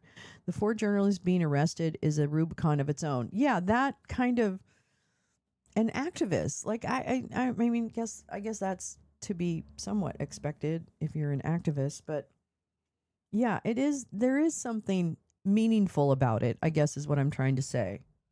It's kind of the continuing normalization of the brutality and the oppression.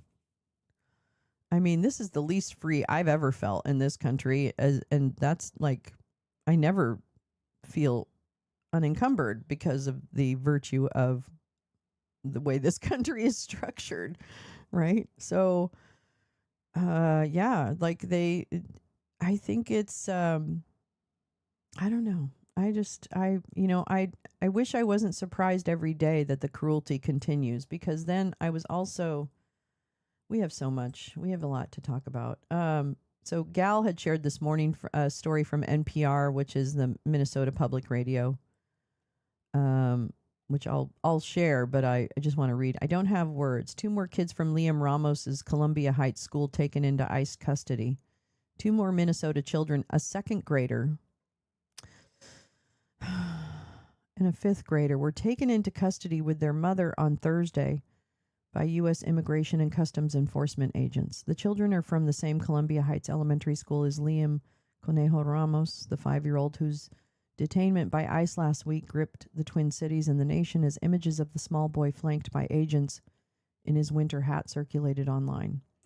Columbia Heights school officials said Thursday's detention happened after the agents apprehended the children's mother during her court appointment.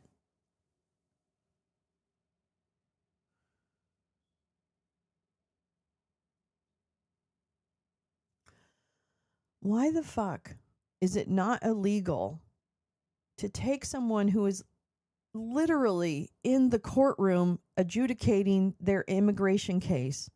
What in the world makes that even begin to be normal? What in the world?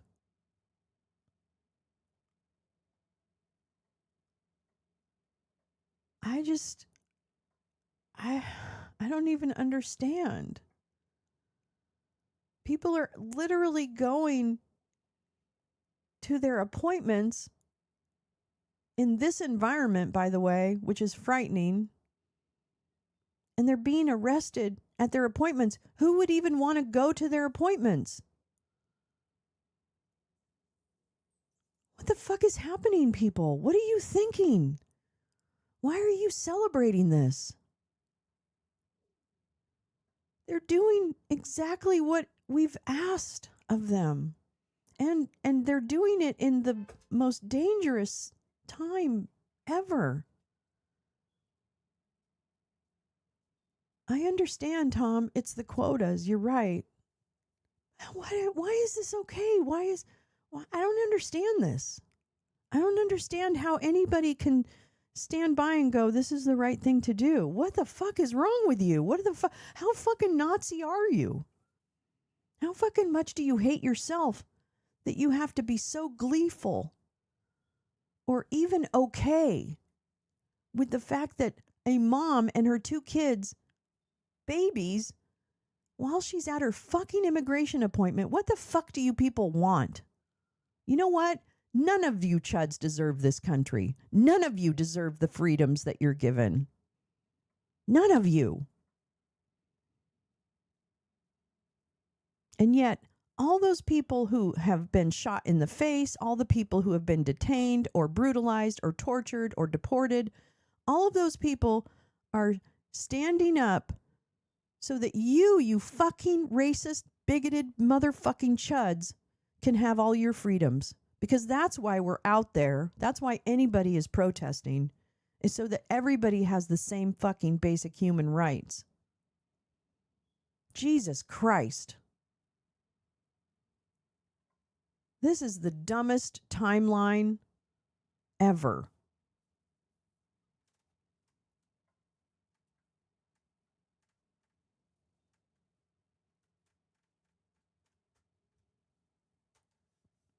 I don't know. I don't get it. But back to pedo supporting Todd Turd Blanche.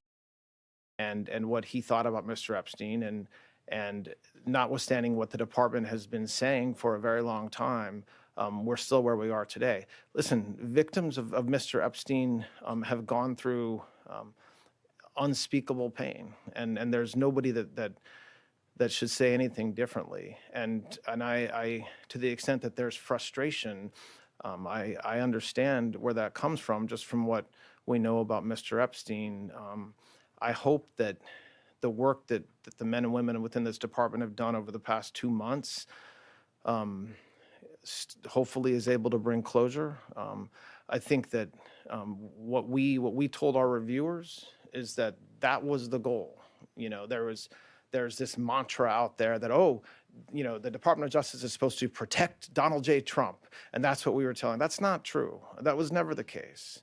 We are always concerned about the victims. When we said that we were not legally allowed to release documents, that's a fact. That was true. It remains true today. And then with the Act's passage, we are able now and directed to release documents, which is what we are doing.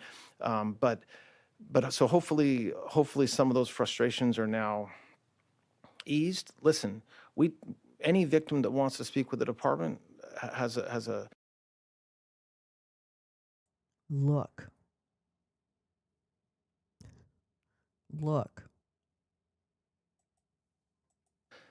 has done so, hopefully. If not, they should.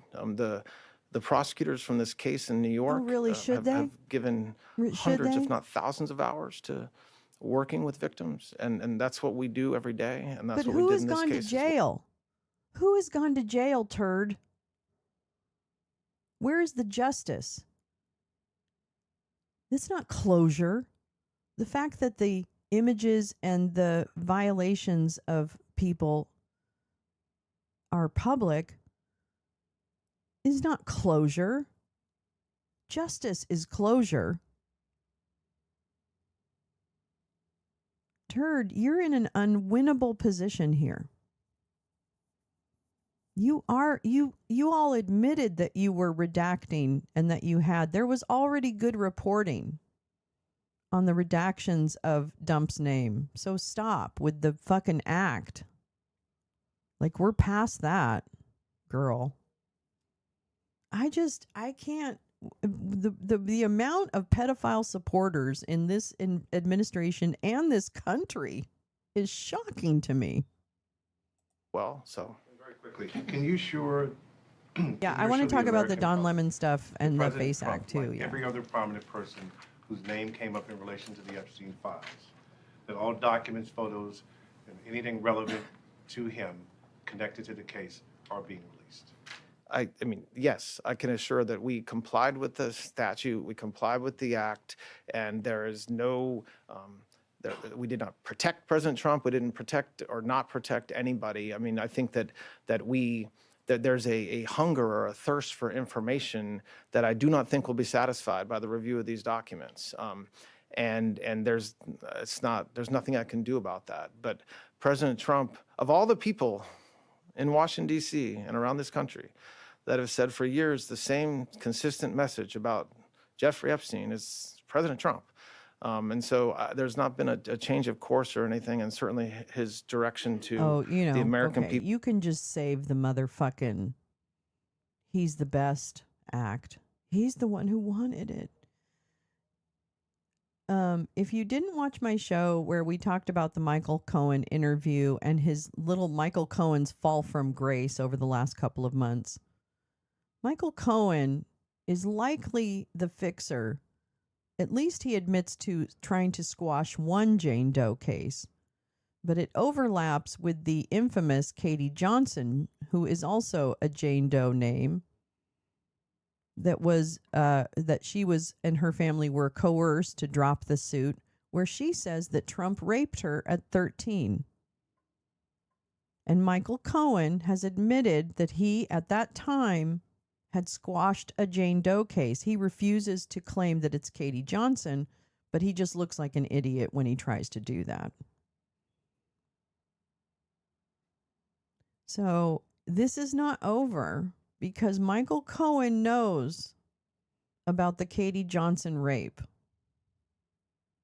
And God bless her. And I am so sorry that she becomes the centerpiece of this ridiculous and horrid nightmare, that she continues to be victimized.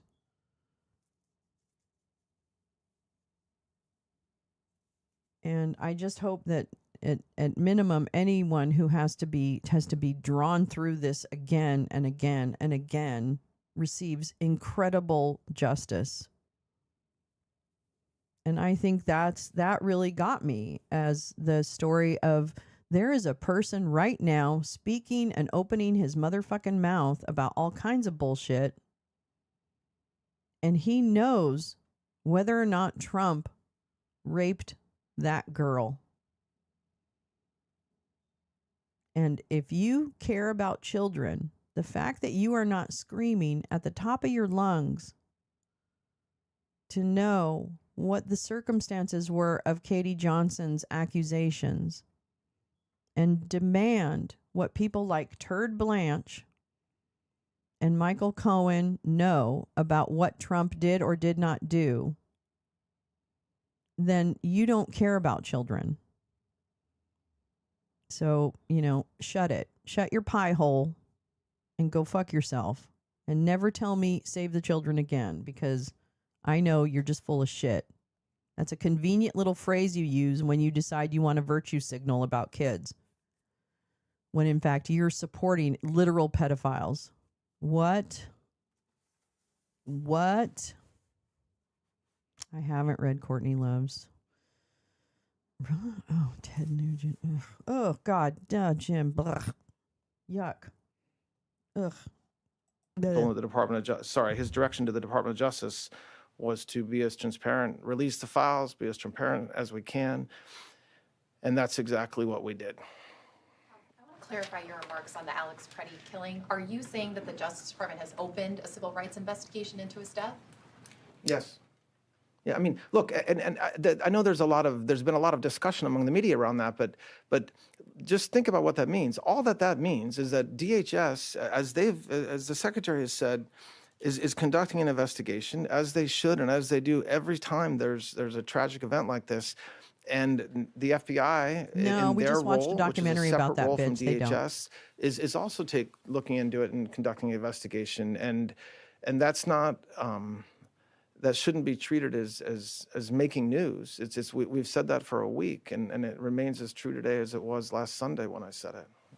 Two questions for you, one on topic and one separate. Did he just pick his butt? I think he just picked his butt. I'm pretty sure he was picking his butt. I don't know. I just noticed these things. What can I say? Because Uranus. Yeah, two questions for you, one on topic and one separate. On topic, do you have any information that you could just share, because 3 million documents is a lot for people who are watching this at home? Are there any new names or new people, public people in positions of power who your department found in these filings? I don't have anything to share about what's new or not new, and no, I don't have anything to share about that. And to follow up on that, do you have a reaction to the arrest of Don Lemon overnight? Do you have a reaction to what? To Don Lemon's arrest overnight? Do I have a reaction to it? I don't know what that means. What are you looking for me to do? Jump up and down? No, I don't have a reaction to it. I don't know that the charges are unsealed yet. So no, I can't. I'm not going to comment on that. Thank you. You said this is the end of the Epstein, of your review of the Epstein files. So just to clarify, is the public going to learn the identities of the men who abused the girls with the information that you're releasing? And if not, why not? And then I have a quick follow-up. I mean, you just baked in an assumption into your question that I have never said and I don't know to be true. Is the public going to learn about men that abuse these girls? Like, what does that mean? I mean, I don't understand what that means. Wait, I'm sorry. Hold on. I have a new setup, so it takes me a minute to find my little props here, but please just bear with me because I've got the perfect prop for this. Jesus Christ on a cracker, we're so fucked. I can't even tell you. Wait, where's all my shit? Oh, here we go. Hold on. Just like, wait, because I've got the perfect meme for my friend, or the perfect gif for my little buddy. Here, God damn it, where is everything? Jesus Christ. Oh, damn it, I can't find it. But, oh, wait, here it is. Oh, shit. Okay, wait. Okay. Come on. Okay. Wait, here we go. I should have had this up the whole time. Oh my God, I'm so ridiculous. I guess I should do things like alphabetically. Maybe that would be the smart. Oh, here we go. Okay. This is what he makes me think of. Yeah, he's pretending he hasn't seen the filing. Yeah. Oh no, he said, are you daft, sir? Well, I say. Motherfucking magnets, how do they work?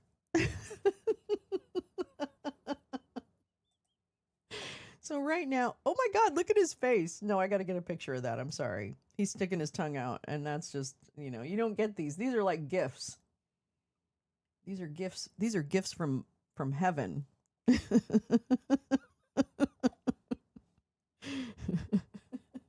don't even understand what that means. Men who abused girls. What does that even mean?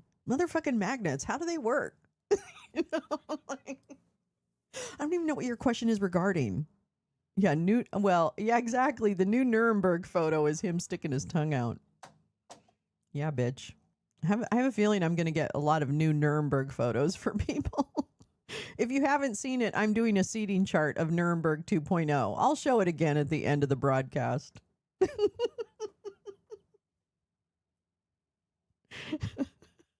It's worth a second look. It's worth a second look. Okay, you go ahead, turd. Well, Ask for clarification. They're the men who abused the young women through Epstein's.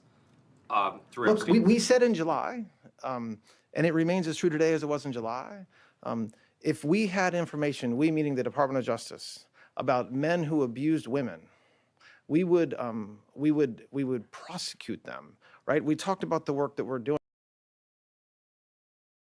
But turd, wait a minute. Wait. Just wait. I don't get it.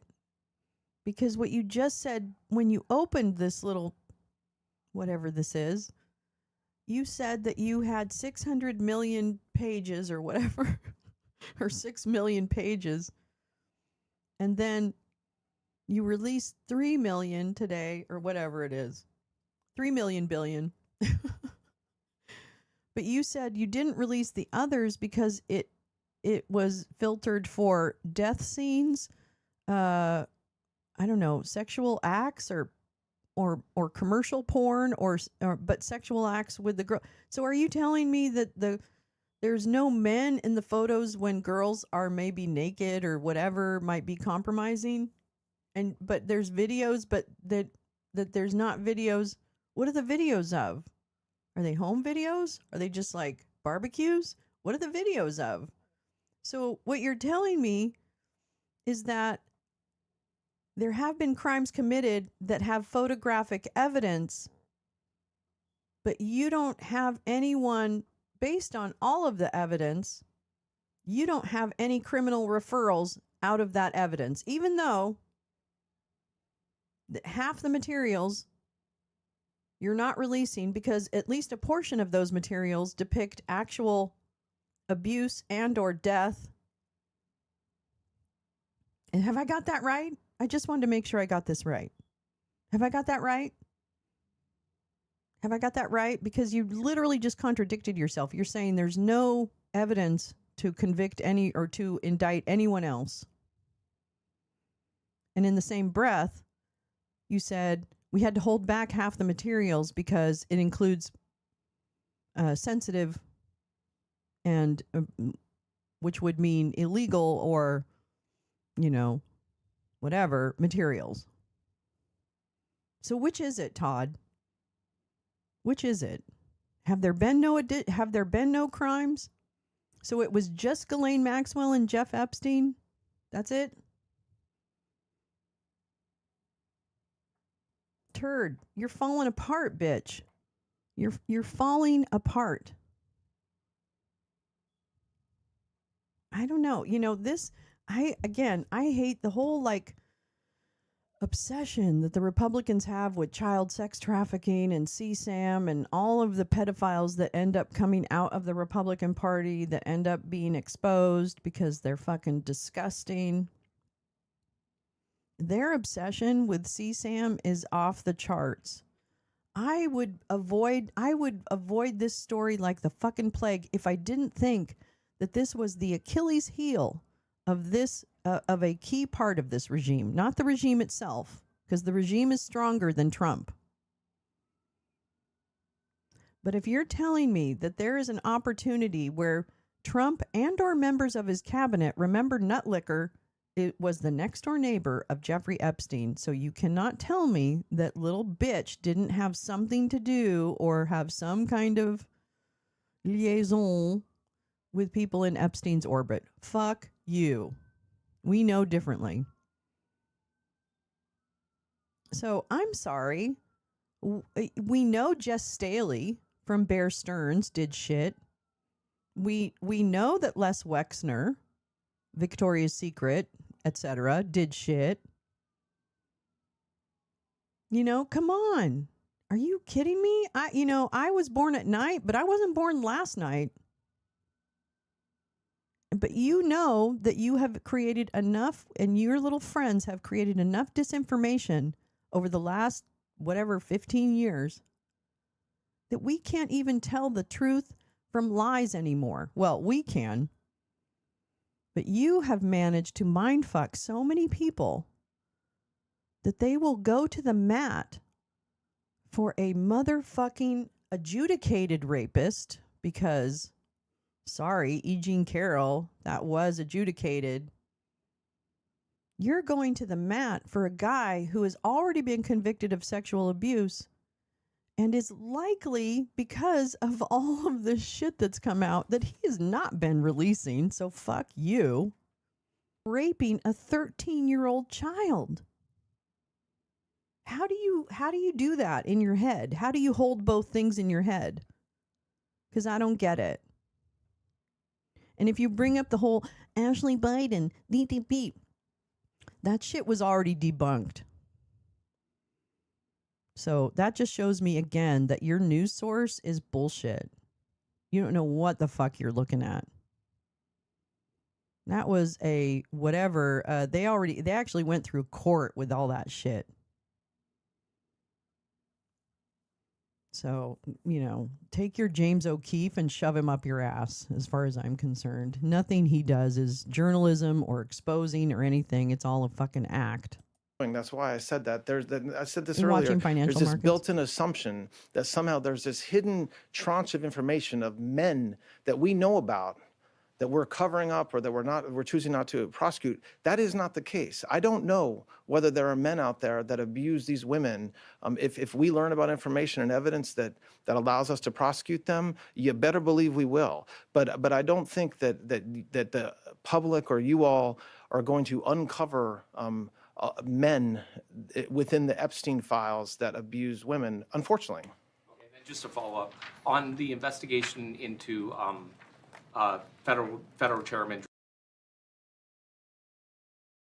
We didn't redact any men's photos, but there just simply aren't any men to indict or investigate. Because if there were active investigations on any of these photos, of the men in these photos, I wouldn't be able to tell you that. So I would say that. So clearly, because I'm not saying that, there are no investigations into any of the men who appear in the photos. But they haven't been redacted. What? I'm sorry, Chuds. Can you figure out how to, like, at least be critical thinkers around what this guy's telling you? A lot of passive voice molestation, yeah. I mean, really, come on. Is the Justice Department, what's the Yeah, status of that investigation? Apparently they weren't abusers. Maybe they were just mannequins. President Trump has nominated a new Fed chair. Is the Justice Department looking to bring a close to the investigation into Chairman Powell's as soon as possible? I don't have a comment on that, on the subpoenas that were issued. I don't think the timing of President Trump's decision to nominate somebody is a controlling factor in any investigation. Hi, I just wanted to follow up on Alana's question. So you're saying that the shooting investigation of Alex Preddy is now a civil rights investigation. You're implying that that's always been the case. Can you also say what about the shooting of Renee Good? I mean, why not is that a civil rights investigation? I didn't say it was always the case. I said it's the same thing that we said as of last Sunday, as with respect to last weekend. There are thousands, unfortunately, of law enforcement events every year where somebody is shot. The Civil Rights Division of the Department of Justice does not investigate every one of those shootings. There has to be circumstances or facts, or maybe unknown facts, but certainly circumstances that warrant an investigation. So when I talked about last weekend, and when others have talked about this week, the fact that President Trump has said repeatedly, of course, this is something we're going to investigate. What? That's what I meant about what we're doing. It doesn't mean that dancing. every time that there's a federal officer-related shooting, that's something civil rights takes up. It depends on the circumstances. Okay, well, let's talk about the circumstances, turd. Renee Good was shot in the face as she was attempting to pull away. That's what I saw on video. Now, if you have a different view of that, turd, then I would think that you would do an investigation into whether or not Renee Good's civil rights were abused. It seems to me it's the same situation as Alex Preddy's.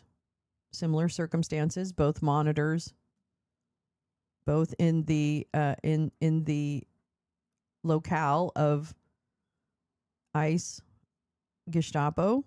So I'm sorry. I think those two things are pretty much the same, and I don't know why you would treat one differently, unless it's just because I don't know why. Because frankly, I don't trust Harmeet Dillon as the head of the Civil Rights Division, which is just like impossible to say that sentence and not laugh. Harmeet Dillon is such a fucking operative. She is such a bitch. She is like probably I would point her out as a queen of attempting to dismantle people's civil rights. So it's just laughable to me that she would be in charge of this. So I'm actually shocked that any civil rights, I would think it would be into the civil rights of the ICE agents. That's what I assumed she was going to investigate. But yeah, turd, tell us more lies. Can you just, I know you can't be specific about details of the investigation, but can you kind of just characterize the scope of the Preddy investigation, what kinds of things that they'll be looking for, and who will be involved? Well, I mean, it's an investigation. So what do we think we're looking at? We're looking at everything that would get shed light on what happened that day and in the days and weeks leading up to what happened. And that's like any investigation that the Department of Justice and the FBI does every day. It means we're looking at videos, talking to witnesses, trying to understand what happened. I mean, you're talking about an incredibly tragic morning, and then trying to unwind and investigate that it takes a lot of time. I'm not going to prejudice what they're doing or not doing by laying any markers, but I expect that the folks that are doing this are the most experienced in this space and are doing that. Yeah, so to follow up on that, how would a civil rights investigation work with DHS taking the lead, which is what was said over the weekend? And are prosecutors in Minnesota, I mean, who is involved in this? We know that there's a lot of frustration within the department, both in Minnesota and the Civil Rights Division, that they feel they are not being brought in and they are the experts here. So just to follow up, how would this work with DHS taking the lead, and who is from DOJ involved in this investigation? I don't think that, look, I think anytime every single federal agency, including DHS, has a process that they use when there's something like this that happens, an internal review, investigation, however you want to call it. That's what DHS was doing, as they do every single time something like this happened. There was nothing unique to these facts. There might have been outsized focus on it because of what happened. I think but they are into DHS Alex was doing an Preddy's investigation. murder. I don't know that will stop. I don't expect that investigation to stop because we're investigating, and of course we're coordinating with them. We're not working against them, but there's I suppose potentially separate goals or potential goals in the two investigations. I mean, DHS is conducting an investigation, and then the FBI conducts an investigation. It's not as if one goes one way and one goes the other, but they are their own investigations. Very clearly said on Sunday that HSI is leading the investigation. He did not want to overstep and say anything. Was that not true anymore, or was that true at the time? I don't think it's fair to say whether it's true anymore, okay? And I don't think it's also, I don't want to say who's lead or not lead. I don't even really know what that means in the course of an investigation. The FBI is investigating. They are for sure coordinating with Secretary Noem and her folks as well. And I expect DHS is also continuing their investigation to some extent. And there's outside folks on this. This happens, like I said, thousands of times a year. And it is tragic every single time it happens. And it's tragic this time like it's tragic every other time. And so there's a process that has to be allowed to play out internally with these law enforcement organizations and certainly with the FBI as well to allow this investigation to go on. You've talked about the expectations surrounding the Epstein files. Do you agree that the DOJ itself, senior officials at the DOJ, played up those expectations for the first half of this year? I'm just sort of trying to understand what responsibility does the Justice Department have for the criticism that has come over the handling of the Epstein files? I'm not commenting on criticism. People can criticize all they want. My God, point was thank just you. to make plain. Meowing, first of all, thank you so much. Meowing Star is giving us updates from the Senate floor, so please make sure you're taking note of her comments. And Republican after Republican on the Senate floor just giving hate speeches against immigration. And now Graham is now whining about Jack Smith's investigation and demanding he get a chance to sue for $500,000. What the fuck is even happening? What a clown monster. I get it more and more. I know. I just finished watching the It series, Welcome to Derry, last night. I highly recommend. It was really good if you like that kind of stuff. I'm not commenting. What do you think I'm here for? Commenting? What is this, a press conference? Wait a minute. That when it comes to what we've been doing the past 2 months and why we weren't able to complete the review of over 6 million pages. Okay, so you're talking about 2 Eiffel Towers, okay, of pages in 30 days in a way that made sure we complied with the act, right? So the act had multiple requirements. Get it done in 30 days. And you better not release any victim information. Problem? Why don't you bring Elmo in on that shit? All right, so there's a lot Where's of Big Balls? statutory construction. There's a lot of case law that exists that says that if those two are in conflict, we obviously are not violating the 30-day requirement by taking our time to comply with the act. And so my comments were directed at this idea that because we didn't review the 6 plus million pages within 30 days, somehow the Attorney General doesn't care about victims or is Yeah, I further would think enormous doing document reviews damage are to victims commonplace because in of the that. Because DOJ. exactly the opposite is true when it comes to the Attorney General. Sir, I have questions on Epstein and Minnesota. First on Minnesota. For transparency, has a lot would of you feelings. commit to releasing the body cam video from federal officers that was involved in that shooting and their names at a point when the investigation can allow that? Will you make that public? And I did not hear clarity on whether Renee Good's case is also in the civil rights realm.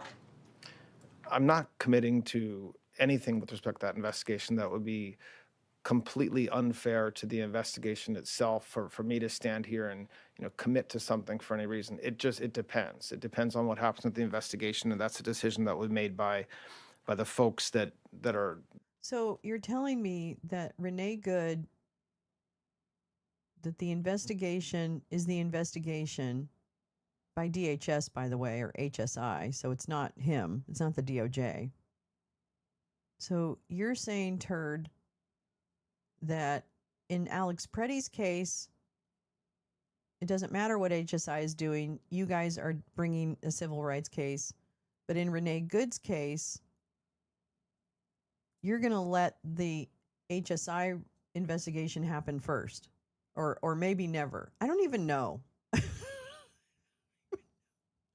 I saw a right-wing guy following Graham down a hall yesterday saying, "What are you going to come out so people quit blackmailing you?" Aw, I just wish we could focus on people's politics and not whatever their preferences may be. That are working the investigation as it relates to Ms. Good. I don't, like I said before, there's investigations that happen all the time with respect to shootings like what happened last Saturday, and cases are handled differently by this department depending on the circumstances. On Epstein, sir, if I may just ask one on that, please. You mentioned a letter to Congress. How and to whom did you notify the White House about the production that you're announcing today before you came out and spoke to us? How did I do what? Notify the White House. What was your interface with the White House? You said there's a letter to Congress. Who did you update at the White House about this? Well, I don't know. I don't really understand the question. You mean who did I update? Did you provide them an explanation of what today's release would be? Look, my team. Look.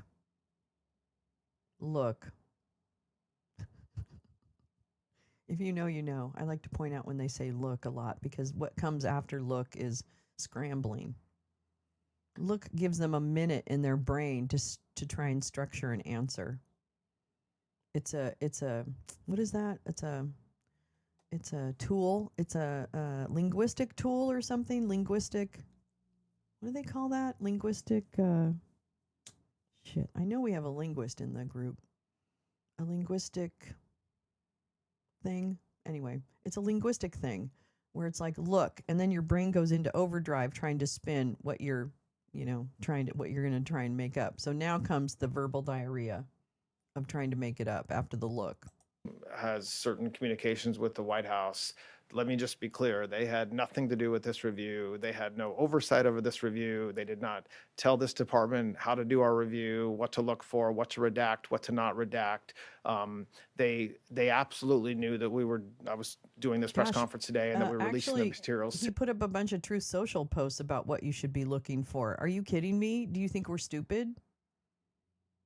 I know your voters are stupid, but we're not stupid. Today, but there's not. There's no oversight by the White House into the process that we've undertaken over the past 60 days. I wanted to ask a question about the evidence in the Alex Preddy He's going through all the greatest Early hits on, meowing. our That's reporting fucking showed ridiculous. that the only type of evidence that the FBI initially had in its possession that it was processing for ballistics and DNA, et cetera, was Preddy's firearm. It did not have the two firearms that were used to shoot Preddy. Those were in the hands of HSI, and also there were concerns about chain of custody, things not being properly bagged and tagged, et cetera. Where are the guns now? Are they in the FBI's possession and being reviewed at one of their labs? And who has the phone that Preddy was using and filming? And is that going to be reviewed by the FBI? I don't know. I don't have an answer to those questions. Look, I think that there's Secretary Noem is been clear with the American people, but also Look, I'm telling you, this is when they're really vulnerable when they say, look. with the Department of Justice that we're doing this together. We're coordinating, and so I'm not following in the weeds about who actually has possession of the firearms that were discharged. Something the FBI would need in order to conduct a thorough investigation into a color of, this is obviously a color of law case. When I said I didn't know, I wasn't being critical of the question. I was just simply saying I don't know. On the Fulton County seizure of ballots, local officials there, election officials say those materials were set to become public by February 9th and that the Justice Department could have simply asked for them. Why was it necessary to conduct a search warrant? And do you expect the affidavit in that search warrant matter to become public anytime soon? Or do you have any comment or explanation as to why that was necessary? Listen, I'm not going to comment on, it's a criminal investigation. I will not comment on it. I will say that it should be no surprise to anybody in this room or anybody watching that election integrity is extraordinarily important to this administration, always has been and always will be. And so the fact that President Trump and this administration are investigating to make sure that, are investigating issues around elections to make sure that we do have completely fair and appropriate elections should not. Okay, so I'm just going to nerd out on this for a minute. So the information that I found about the use of the word like look or listen is that it's called a discourse marker, a word that doesn't add to the literal meaning, but manages the flow of conversation. Starting an answer with look is a rhetorical conversational tactic used to seize control of a dialogue, signal a transition, or present a point as undeniably obvious. Oh my God, I love this shit. It is technically an imperative used as a discourse marker, a word that doesn't add to the blah, blah, blah, blah, blah.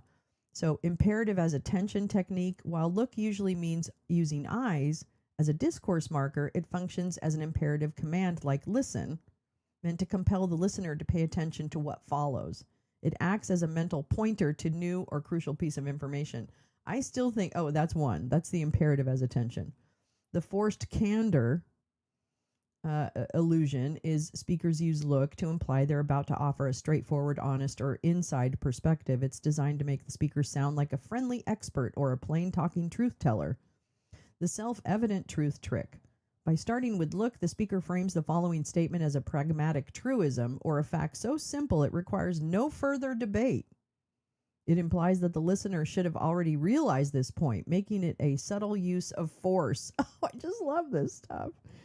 I still think it's a mechanism to make your brain kind of start. I don't know what the brain thing is, but I think there's historically look has undergone grammaticalization, where it shifted from a full verb meaning use your eyes to a more abstract, fixed, and internally coalesced particle used to manage conversation flow.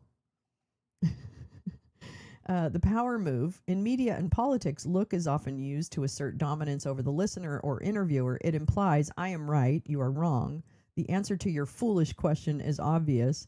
And it's a way to create a condescending tone that shuts down discussion. I just think it's so great to do this stuff. I know. I'm telling you, Meowing, this catches. I was a Russian language major in college. I fucking love linguistics.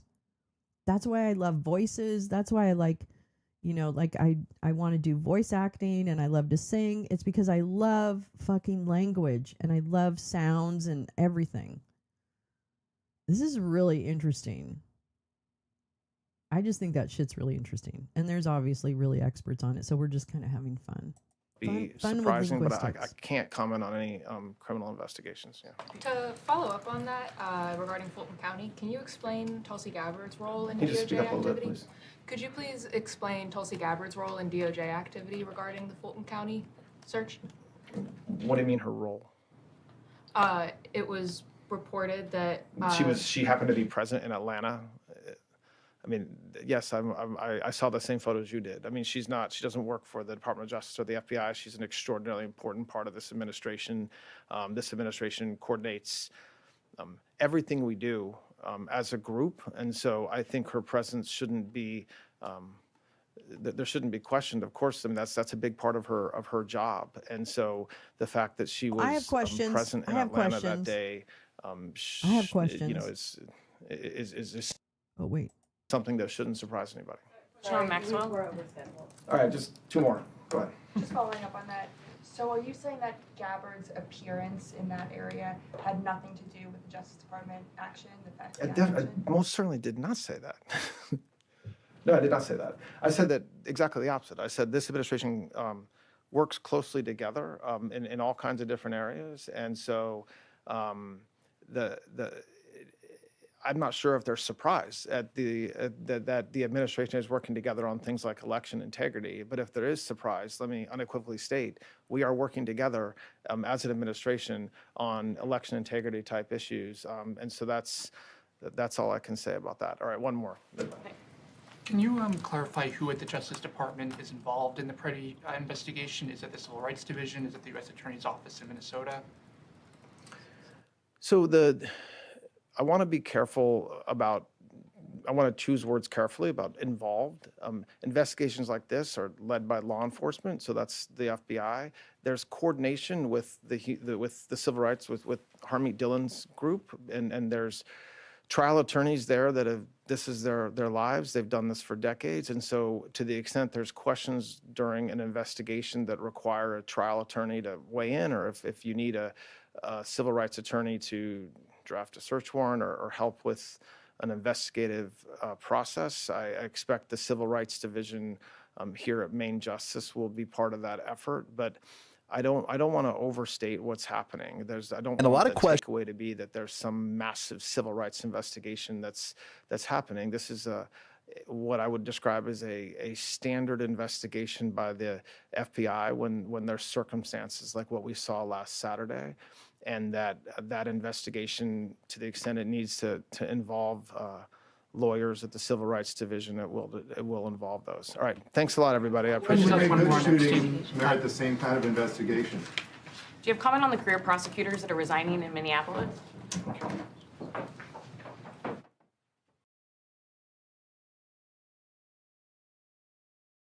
I guess he doesn't have a comment on that. What did he say about Ashley Merchant being at the fucking Atlanta elections office raid? I can't find any information on that. Is that true? What the fuck is Ashley Merchant doing anywhere? Oh my God. This is like a nightmare. Okay, can I just say this? Can I just be real with you for a second? I'm having real bad PTSD because the fact that they are going after elections now is, well, not now, but you know what I mean. That the attention is on the Atlanta elections office and this whole bullshit about 315,000 ballots not being signed properly or countersigned by the whatever, which is also debunked and bullshit. It really fucking kills me that we spent so much time in 2021 and beyond in 2020 and beyond, trying to debunk all the bullshit like sludge that came out of the right-wing media. I spent so much time like trying to find factual counter information and track, like, I'm going to tell you the PTSD that I'm experiencing having people like Garland Favorito back in my mouth and Ashley Merchant. Like, I just can't. Like, I can't with these people. This is so disgusting to me that the rule of law means absolutely nothing to these folks and that they will continue to protect a credibly alleged child rapist. God bless America. What the fuck is wrong with people? Before I go to the other thing, I wanted to go to, hold on. I wanted to go somewhere else, yeah. Where am I? Sorry, excuse me. Sorry. Oh, here we are. Oh boy. Yikes, Mikes. Okay, so this is the piece from New Republic. Ghislaine Maxwell drops new Epstein allegations, and they're a doozy. Let me just see what this says. I don't want to spend too much more time on the Epstein stuff, but I just think it's. Oh yeah, no. Ashley is a lawyer who went after Fonnie Willis, and she was the lawyer for. Which one was she the lawyer for? Shit.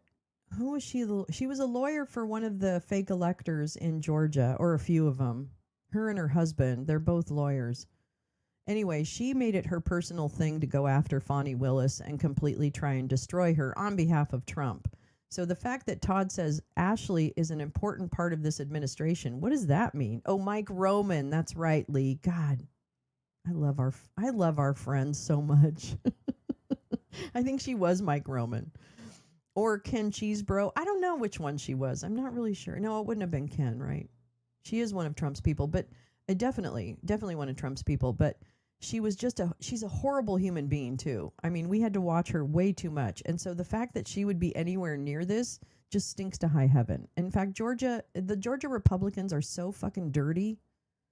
They are disgusting. They're craven, and they would throw their own children to Trump and say, go ahead and have at it. Probably hasn't heard her name before, but familiar. You are, Lee. You definitely. You know why? You know why you don't remember? You hadn't heard her name. No, it's not that you haven't heard it, Lee. You've heard it. You've just blocked it. Okay, what you're experiencing right now is PTSD. Yeah. Jim Marchant is her merchant or whatever their name is her husband. He's a dick too.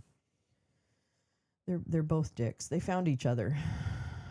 Okay. Anyway, so Ghislaine Maxwell accused the Department of Justice of failing to investigate nearly 30 of Jeffrey Epstein's associates. She's trying to get a pardon. She's trying to get her sentence commuted and get a pardon. I don't know if she really cares about a pardon, but she probably wants her sentence commuted. Longtime Jeffrey Epstein associate and sex trafficker Ghislaine Maxwell, sorry, I'll add what they don't, has revealed that more than 24 men received cushy plea deals with the government. I want Alex fucking Acosta. I don't understand why no one in Congress has mentioned Alex Acosta's name more than once. I've heard it once, but I'm going to tell you right now, why are people not saying, Alex Acosta, you get in front of Congress and you tell us everything? Because he's the one. Isn't that a weird use of cushy? Yeah, thank you. That sounds pretty weird. In a habeas petition filed Tuesday aimed at preemptively ending her prison sentence, see? Maxwell alleged that 29 friends of the notorious sex trafficker had been protected, in quotes, by the Justice Department by way of, quote, secret settlements. Okay, so yet again, here we have someone. This woman knows everything that's happened. She knows all the names, and nobody is making her say fuck all.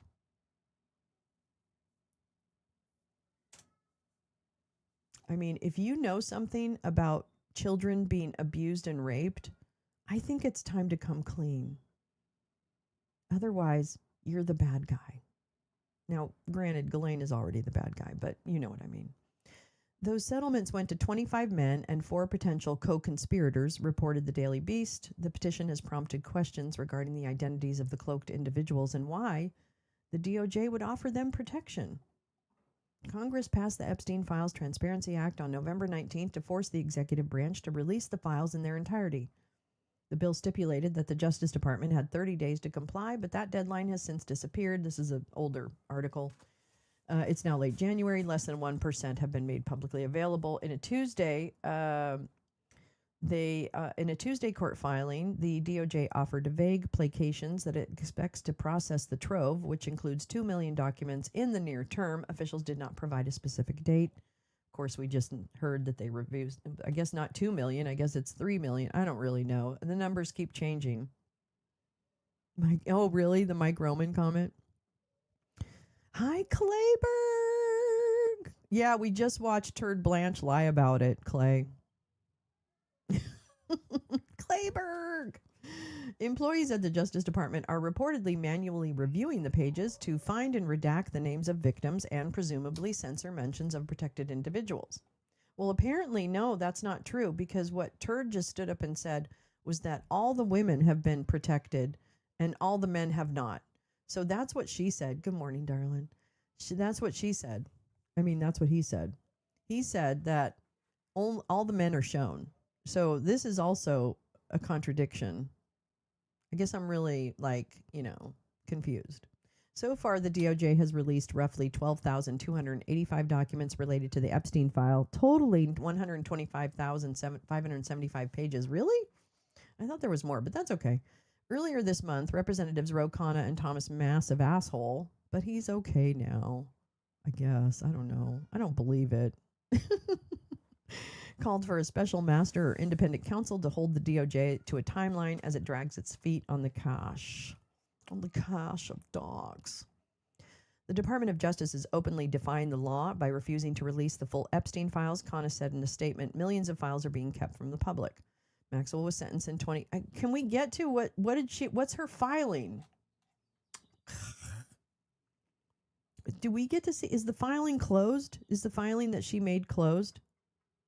Because this is just background. I want to get to the meat. Give me the meat of the. This isn't even. You're not even. What? Okay, yeah, she's in a cushy thing. She's asking, what? New Republic.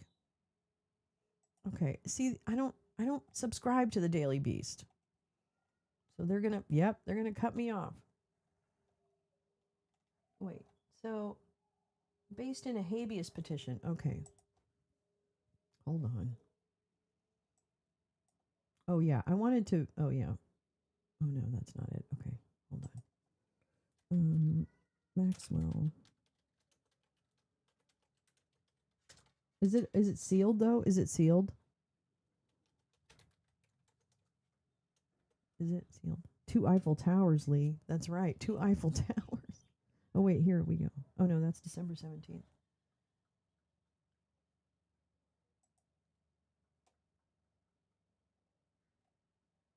Wait, hold on. Bear with me a minute.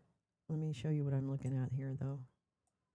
This is what I'm looking at. This is 12/17. This is a 12/17/25 filing. What is this? Oh, this looks like a list of documents. This looks like, oh, wait. Petitioner, okay. This is from December 17th, so forgive me, it might not be the actual, yeah, plus a bunch of commercial porn and some snuff films, Lee. And we're certainly not going to show you people being killed, but we don't have anyone else to investigate or indict, Lee. That's what he also said in the same breath. He said, there's 3 million pages that are so bad I can't show them to you. That includes commercial porn and, snuff films and some, child porn. But I can't show, but nobody else needs to be investigated. We got our man. We got Jeffrey Epstein and we have Ghislaine Maxwell. And that's all that anybody needs to know. Okay. All right. So this is, I know, I said I'd move off of this, didn't I? Petitioner Ghislaine Maxwell, proceeding pro se, respectfully moves the court to set aside or correct her conviction and sentence. This newly available evidence derived from litigation against the Federal Bureau of Investigation, various financial institutions, and the estate of Jeffrey Epstein, as well as from sworn depositions, released records, and other verified sources, shows that exculpatory information was withheld, false testimony presented, and material facts violations constitute a complete miscarriage of justice, rendering petitioner's conviction invalid, unsafe, and infirm. Oofy doof. He skipped over the open investigation into the 10 co-conspirators that they closed. Yeah, that's... Hey, photos or it didn't happen, all right? Yeah, that's what I'm going to say. Let's see. Petitioner raises 9 principal grounds for relief, each supported by newly discovered or previously suppressed evidence. In the light of the full evidentiary record, no reasonable juror would have convicted her. Accordingly, she seeks vacatur vacator, I don't know, of her conviction and evidentiary hearing and such other relief as this court deems appropriate. Again, this was December 17th, 2025.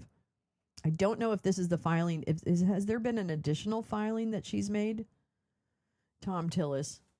Tom Tillis is whinging on the Senate floor, but who the fuck knows what nonsense these folks are trying to say. They're just trying to fill time and make really bad statements. They're trying to double down on their bigotry. A Central Florida white couple who conceived through IVF gave birth to a black baby with neither of their DNA. They don't know if someone... I would imagine that would be just a mix-up in the IVF center, right? I mean, that's what I would imagine.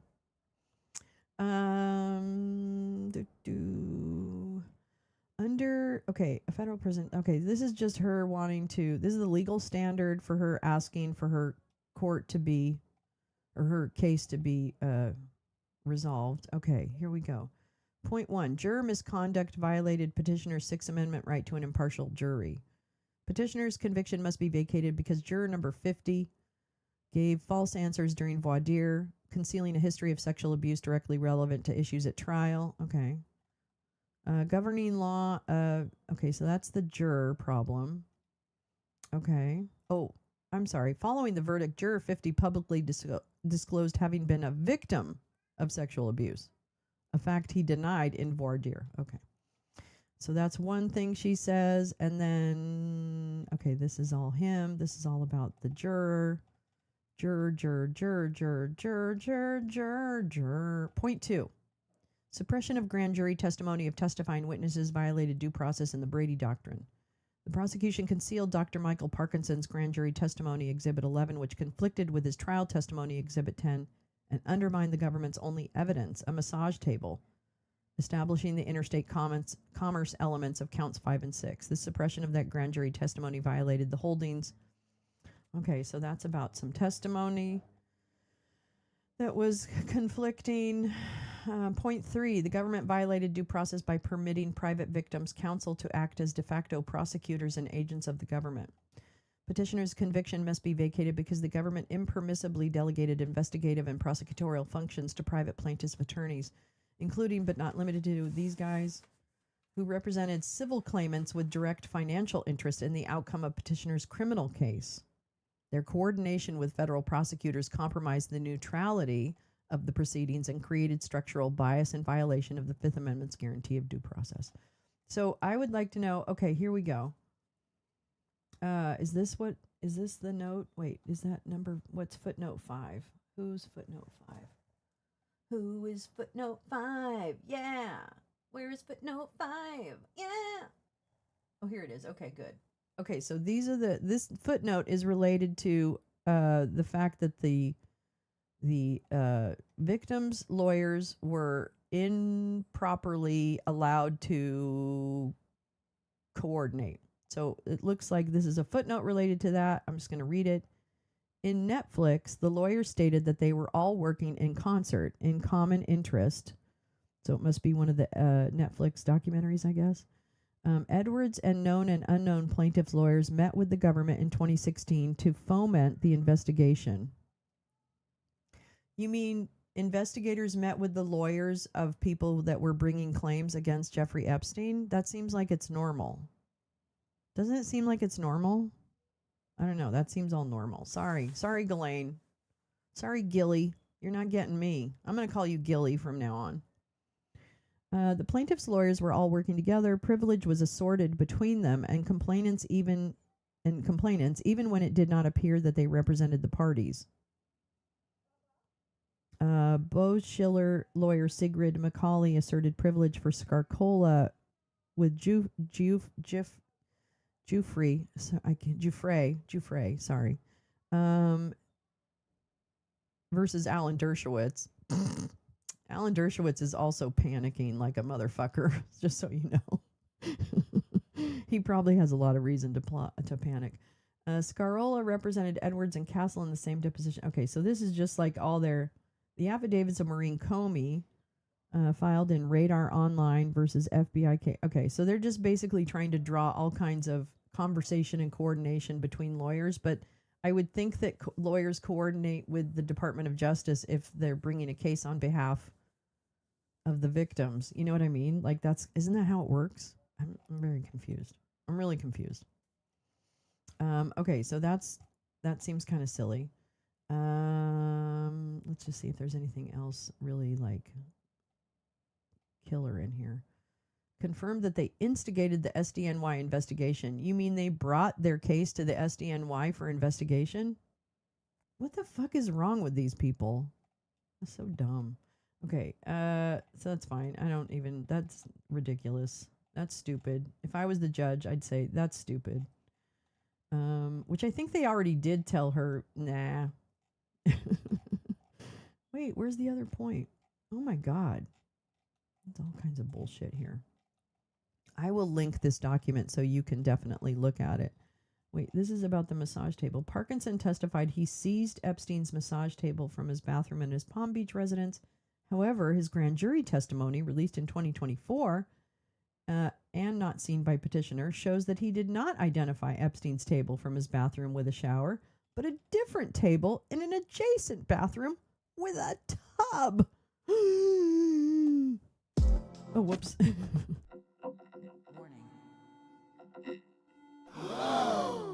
Warning.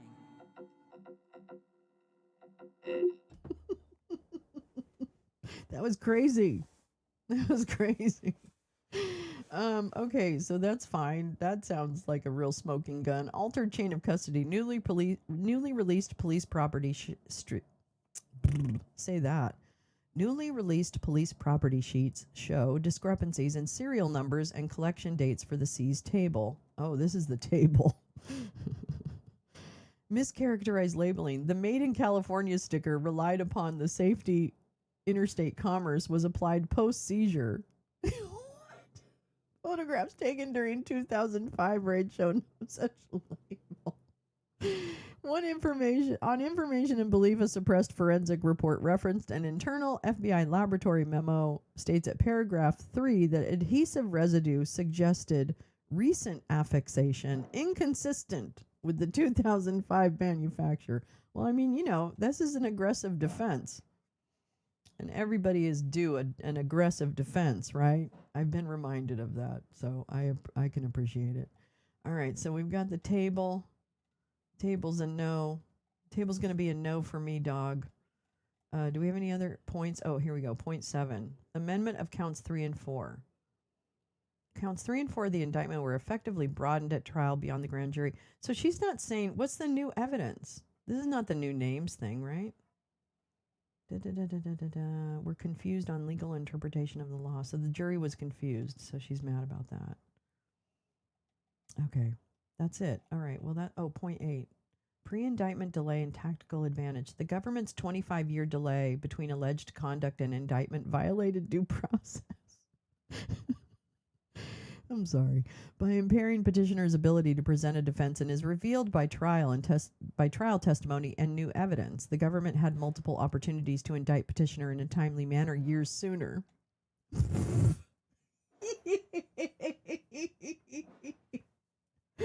Oh my gosh, that's really kind of funny if you think about it. I mean, it's not funny. None of this is funny, but I'm just at the point where I can't hide my hysteria anymore. The government had multiple opportunities to indict petitioner in a timely manner years sooner. So what took you so long? Pre-indictment delay was raised pre-trial. The court denied the dismissal of the charges, but stated the issue could be relitigated post-trial. So you said I could bring this when I was already in prison. Okay. Let's see. Oh, what's that? The House Judicial Committee on Oversight reveals the government had notice of petitioner in 1997. Oh, that's interesting. Epstein was investigated from 2005. Complainant Farmer gave a detailed 302 interview in 2006, which was used at trial. Oh, so this is her evidence of, everybody's been trying to tell you I'm an asshole. What took you so long? I don't know if this is the biggest flex I would make.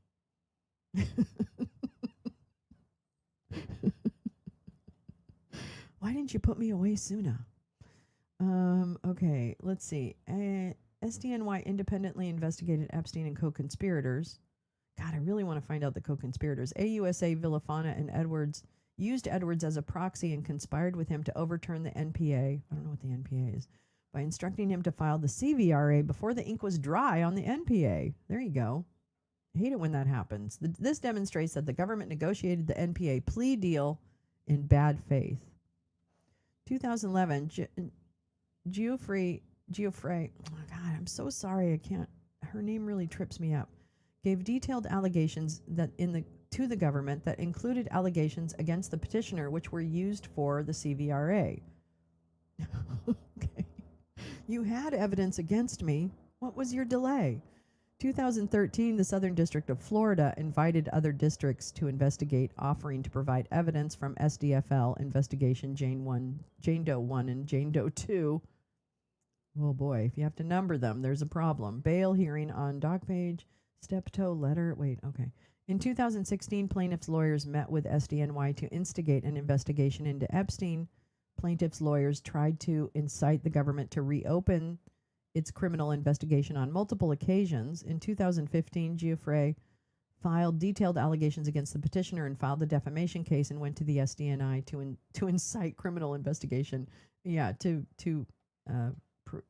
show up and provide her story. The intervening years were used to exploit the civil litigation process to gain a tactical advantage. Oh, is that what we've got? We have a tactical advantage, you stupid cunt? God, you live better than I do.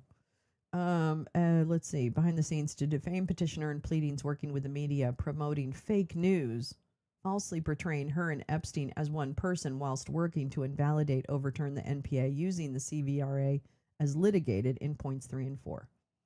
Edwards acted as the proxy for AUSA Villafana in both conspiring to overturn the NPA, obtaining police records and victim names from law enforcement, and USAO Florida AUSA Villafana sharing information with potential claimants, using the information for secret settlements with men with deep pockets in exchange for keeping, here we go, in exchange for keeping the identity of those men out of the public arena to benefit the personal pocketbooks of plaintiffs' lawyers. Oh, there's it. There it is. There it is.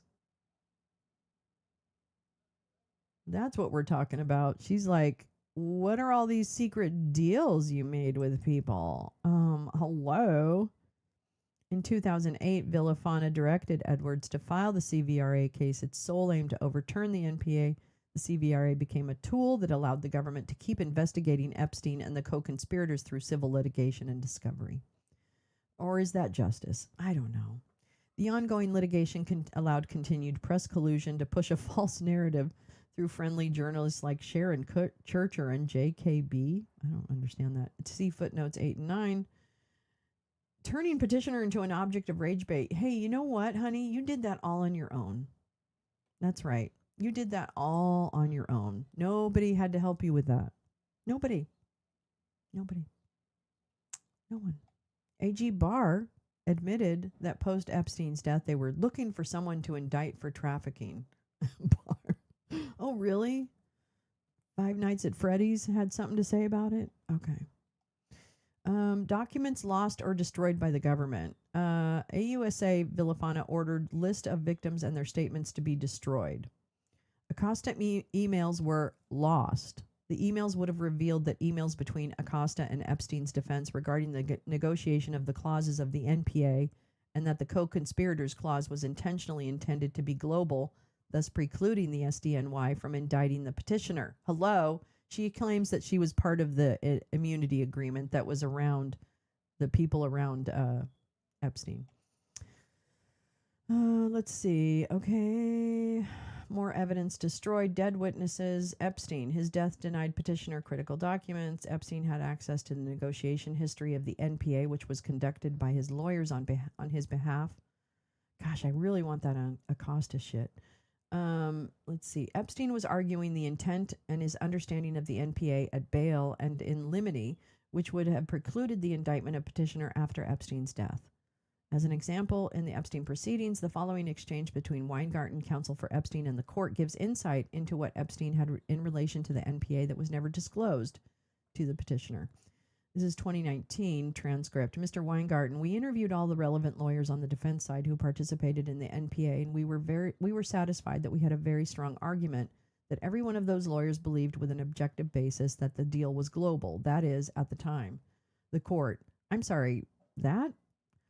Mr. Weingarten, the deal of the NPA was global. That is, more specifically, at the time, the Florida prosecutors and agents knew of conduct in New York and that no competent defense counsel negotiating in good faith with the prosecutors would have ever agreed to a deal back then that allowed New York prosecutors to indict for precisely the same conduct in the future. Which, of course, is what happened. In addition, we have come up with very powerful evidence we believe that Florida prosecutors who participated in the deal steered the victims and the alleged victims to a new to New York, on more than one occasion because they did not want to suffer the slights of attacks against them. So we have advanced the ball on this very subject, and we are prepared to completely report. I don't know even what that means. Epstein would have given evidence that the petitioner was not involved in criminal behavior, confirming that he wanted to be the sole person to take responsibility. Well, unfortunately, that's not the way it works. That's not the way it works, bitch. Oh, Marcato has them on this stream if any want to go back and watch these powerful speakers. Oh, thank you, Meowing. Civil rights leaders and community organizers are giving a press conference in Minnesota. Yeah, I will. Yeah, go to Mercado. That's a good idea. Great idea. Okay. Epstein. Well, okay. Okay. Hey, you know what? I think I've done enough for today. I think I'm out. There's a lot of stuff going on. And I can do this later. It doesn't look like they gave us the exhibits, so it's not like I have anything to look at. But yeah, I had some other things I was going to go to, but yeah. Okay. Hey, Hot Mess Summer received one. I don't know who that is.